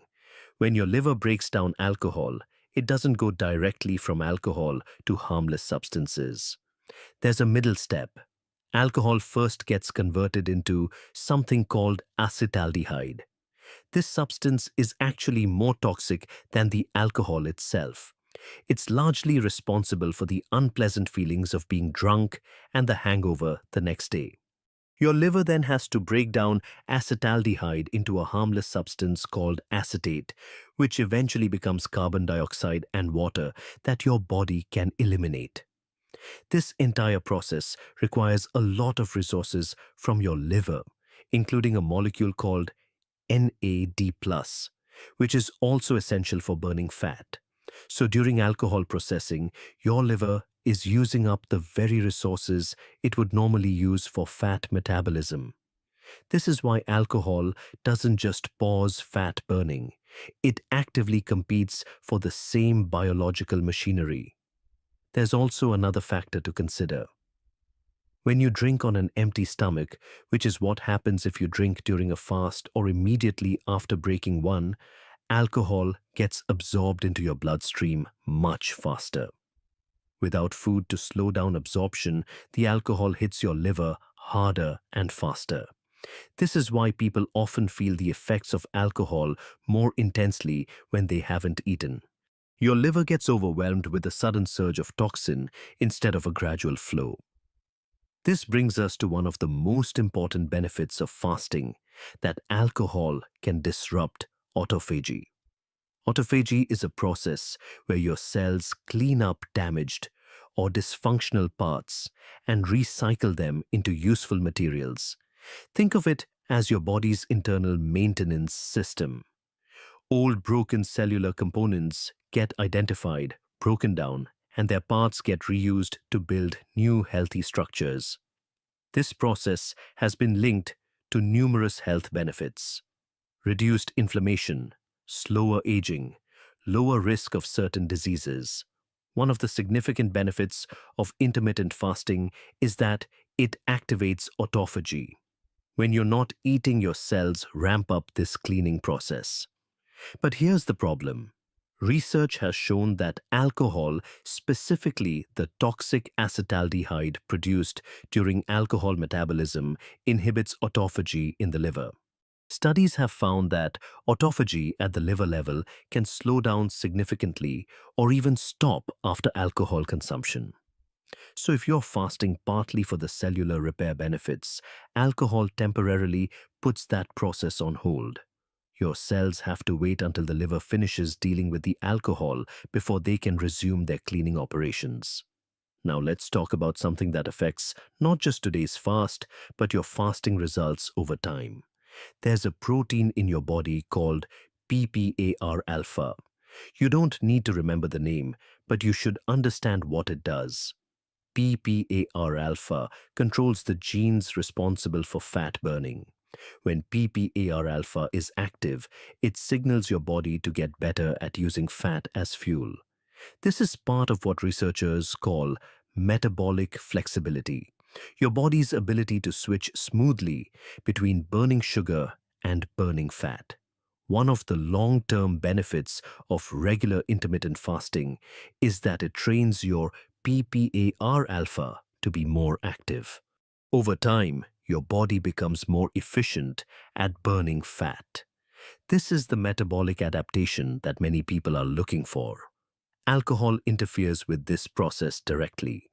Acetaldehyde prevents PPAR alpha from binding to DNA and doing its job. When PPAR alpha can't function properly, the genes for fat burning don't get activated. And here's the important part. This effect doesn't end when you sober up. Research suggests that PPAR alpha function can remain impaired for 24 to 48 hours after drinking. This means that even after the alcohol is completely out of your system, your body's fat-burning machinery may still not be operating at full capacity. This is why drinking frequently while practicing intermittent fasting can reduce your long-term results. Your body never gets enough uninterrupted time to fully develop that metabolic flexibility. From an evolutionary perspective, this makes sense. Our ancestors encountered alcohol, occasionally perhaps, from naturally fermented fruits, but not regularly. Their livers evolved to handle occasional toxic exposures, not chronic daily interference. Modern drinking patterns, especially combined with daily fasting, ask our biology to handle something it wasn't designed for. We're using ancient biological machinery in a modern context, and understanding this helps explain why the effects can be so significant. Here's a fascinating piece of science that puts this in perspective. In 2014, researchers at the Foundation for Applied Molecular Evolution made a remarkable discovery. They studied a gene called ADH4, which produces one of the first enzymes that processes alcohol when you drink. By analyzing this gene across 19 different primate species and reconstructing what it looked like millions of years ago, they found something surprising. About 10 million years ago, a single mutation occurred in our ancestors' ADH4 gene. This tiny change made the enzyme 40 times more efficient at breaking down ethanol. Before this mutation, our ancient ancestors could barely process alcohol at all. Why did this mutation happen? Around that same time, our ape ancestors were transitioning from living in trees to spending more time on the ground. Fruit on the forest floor ferments faster than fruit on branches. Those ancestors who could eat this fermenting fruit without getting dangerously intoxicated had access to more food sources. They survived. They passed on their genes. But here's the crucial detail. This adaptation was designed for occasional exposure to low-concentration alcohol, maybe 1 to 2% in naturally fermented fruit. Modern alcoholic beverages contain 3%, 5%, 12%, or even 40% alcohol. We're asking a 10 million year old biological system to handle concentrations it never evolved to process regularly. This explains why combining alcohol with fasting creates such significant metabolic disruption. There's another effect of alcohol that works directly against fasting benefits, and it happens in your gut. Your intestines have a protective lining that acts as a barrier. This lining allows nutrients to pass through into your bloodstream while keeping harmful substances like bacteria and toxins inside the digestive tract where they belong. Alcohol weakens this barrier. It increases what scientists call intestinal permeability, sometimes referred to as leaky gut. When this barrier becomes more permeable, substances that should stay in your gut can leak into your bloodstream. One of these substances is called LPS, or lipopolysaccharide. These are fragments from the cell walls of certain gut bacteria. When LPS enters your bloodstream, your immune system recognizes them as foreign invaders and mounts an inflammatory response. Why does this matter for fasting? One of the well-documented benefits of intermittent fasting is reduced inflammation throughout the body. Fasting decreases inflammatory markers. Alcohol does the opposite. It increases inflammation partly through this gut permeability mechanism. And this inflammatory effect can persist for 48 hours or longer after drinking, depending on how much you consumed. So alcohol and fasting are essentially pulling your body in opposite directions when it comes to inflammation. Now let's address something practical. Not all alcoholic drinks affect your body the same way. Your body doesn't respond to the name of a drink. It responds to what's actually in it. How much ethanol, how much sugar, and the total burden it places on your liver. Distilled spirits like vodka, whiskey, gin, and rum contain no sugar and no carbohydrates. They still have calories, about 7 calories per gram of alcohol, but your liver only has to deal with the ethanol itself. Wine contains some residual sugar, more in sweet wines, less in dry wines. A glass of wine has roughly 120 to 130 calories. Beer has significantly more carbohydrates because it's made from grains. This means your body has to process both the alcohol and the carbs, which can cause a larger insulin response. Mixed drinks and cocktails are often the most challenging for your body because they combine alcohol with sugar, sometimes fruit juice, sometimes soda. This creates a compound burden on your liver. What about drinks with very small amounts of alcohol, like kombucha or cooking wine? Kombucha typically contains less than 0.5% alcohol, similar to non-alcoholic beer. The alcohol itself is negligible. However, kombucha also contains sugar from the fermentation process, usually 15 to 20 calories per 100 milliliters. This sugar can trigger an insulin response and technically break a fast, even though the alcohol content is minimal. Cooking wine is an interesting case. When you cook with wine, most of the alcohol evaporates due to heat. What remains is primarily flavor compounds, not significant amounts of ethanol. The key principle to remember is this: your body responds to the total load, ethanol content plus sugar content plus whatever else your liver needs to process. So when is the best time to drink if you still want the benefits of fasting? This is where understanding the biology helps you make better decisions. After you finish a fast, your body doesn't immediately switch out of fasting mode. The metabolic processes activated by fasting, including PPA, or alpha activity and autophagy, continue for some time, even after you start eating. Your body is essentially in a transition period, still running some of the beneficial programs that fasting turned on. If you drink alcohol too soon after breaking your fast, you interrupt this transition. The alcohol forces your liver to drop everything and deal with the toxin, cutting short the extended benefits you could have received. The research and practical experience suggest that the ideal spacing is 36 to 48 hours between the end of a longer fast and alcohol consumption. This number isn't arbitrary.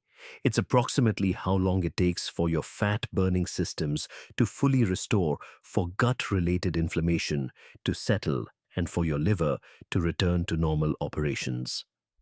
For practical purposes, if you practice daily intermittent fasting like 16-8 and you want to have a drink, the best approach is to do so toward the end of your eating window, after you've already eaten a meal containing protein and fat.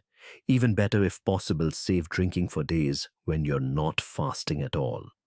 Fast during the week, and if you want to enjoy drinks socially, do it on weekend days when you're eating normally. This approach allows you to get the full benefits of fasting during the week, while still enjoying social occasions without constantly worrying about interference.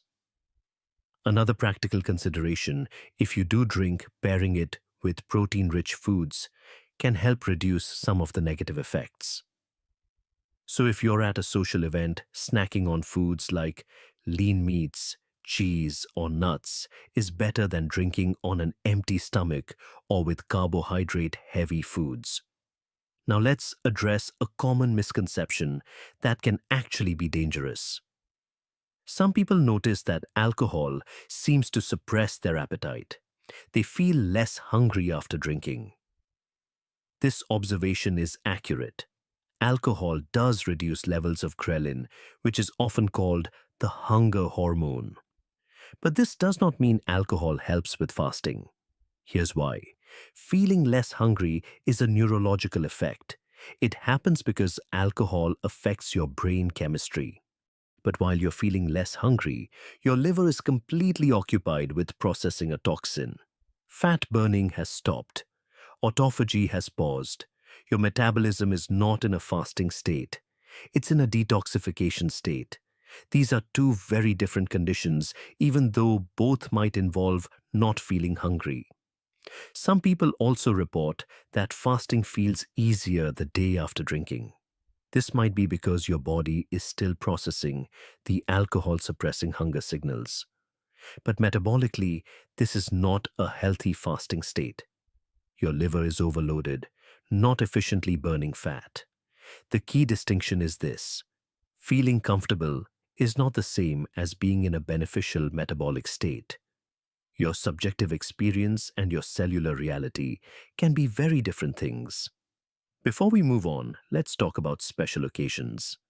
A glass of wine at a wedding, a toast at New Year's Eve, a sip of wine for a religious ceremony. Will these rare occasions destroy all your fasting progress? The short answer is no. Your body is remarkably resilient. A single infrequent drinking occasion will temporarily interrupt some fasting benefits, but it will not erase everything you've built through consistent practice. The important distinction is between rare occasions and repeated patterns.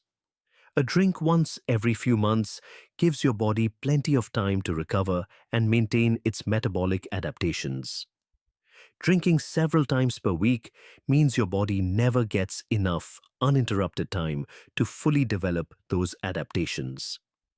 Fasting is not a competition for perfection. It's a long-term tool. The goal is consistency over time, not flawlessness in every single instance. One important safety note: certain people should be especially careful or avoid combining alcohol and fasting entirely. This includes pregnant or breastfeeding women, anyone with a history of alcohol, use disorder or eating disorders, people with liver disease, and anyone taking medications that need to be consumed with food. If you experience severe dizziness, irregular heartbeat, or confusion after combining fasting and alcohol, stop fasting. Eat something, hydrate, and consult a healthcare provider if symptoms don't improve. Let's bring everything together. When alcohol enters your body during or after a fast, three main things happen. First, your liver stops burning fat and focuses entirely on eliminating the alcohol. Second, beneficial processes like autophagy are temporarily paused. Third, the effects on your metabolism can last 24 to 48 hours, not just while you feel drunk. Not all drinks are equal. Your body responds to the total burden of ethanol, plus sugar, plus everything else, not to the name of the beverage. Distilled spirits without mixers create less metabolic disruption than sweet cocktails or beer. Timing matters. The closer you drink to your fasting window, the more you interrupt the beneficial processes. Spacing alcohol consumption 36 to 48 hours from longer fasts allows your body to fully complete its metabolic programs. Rare occasions are not catastrophic. Your body can recover from infrequent drinking. What matters is your overall pattern, not isolated events. Intermittent fasting is not about perfection. It's about understanding how your body works and making informed choices. Now you know exactly what happens when alcohol meets fasting. You can decide what balance works for your life.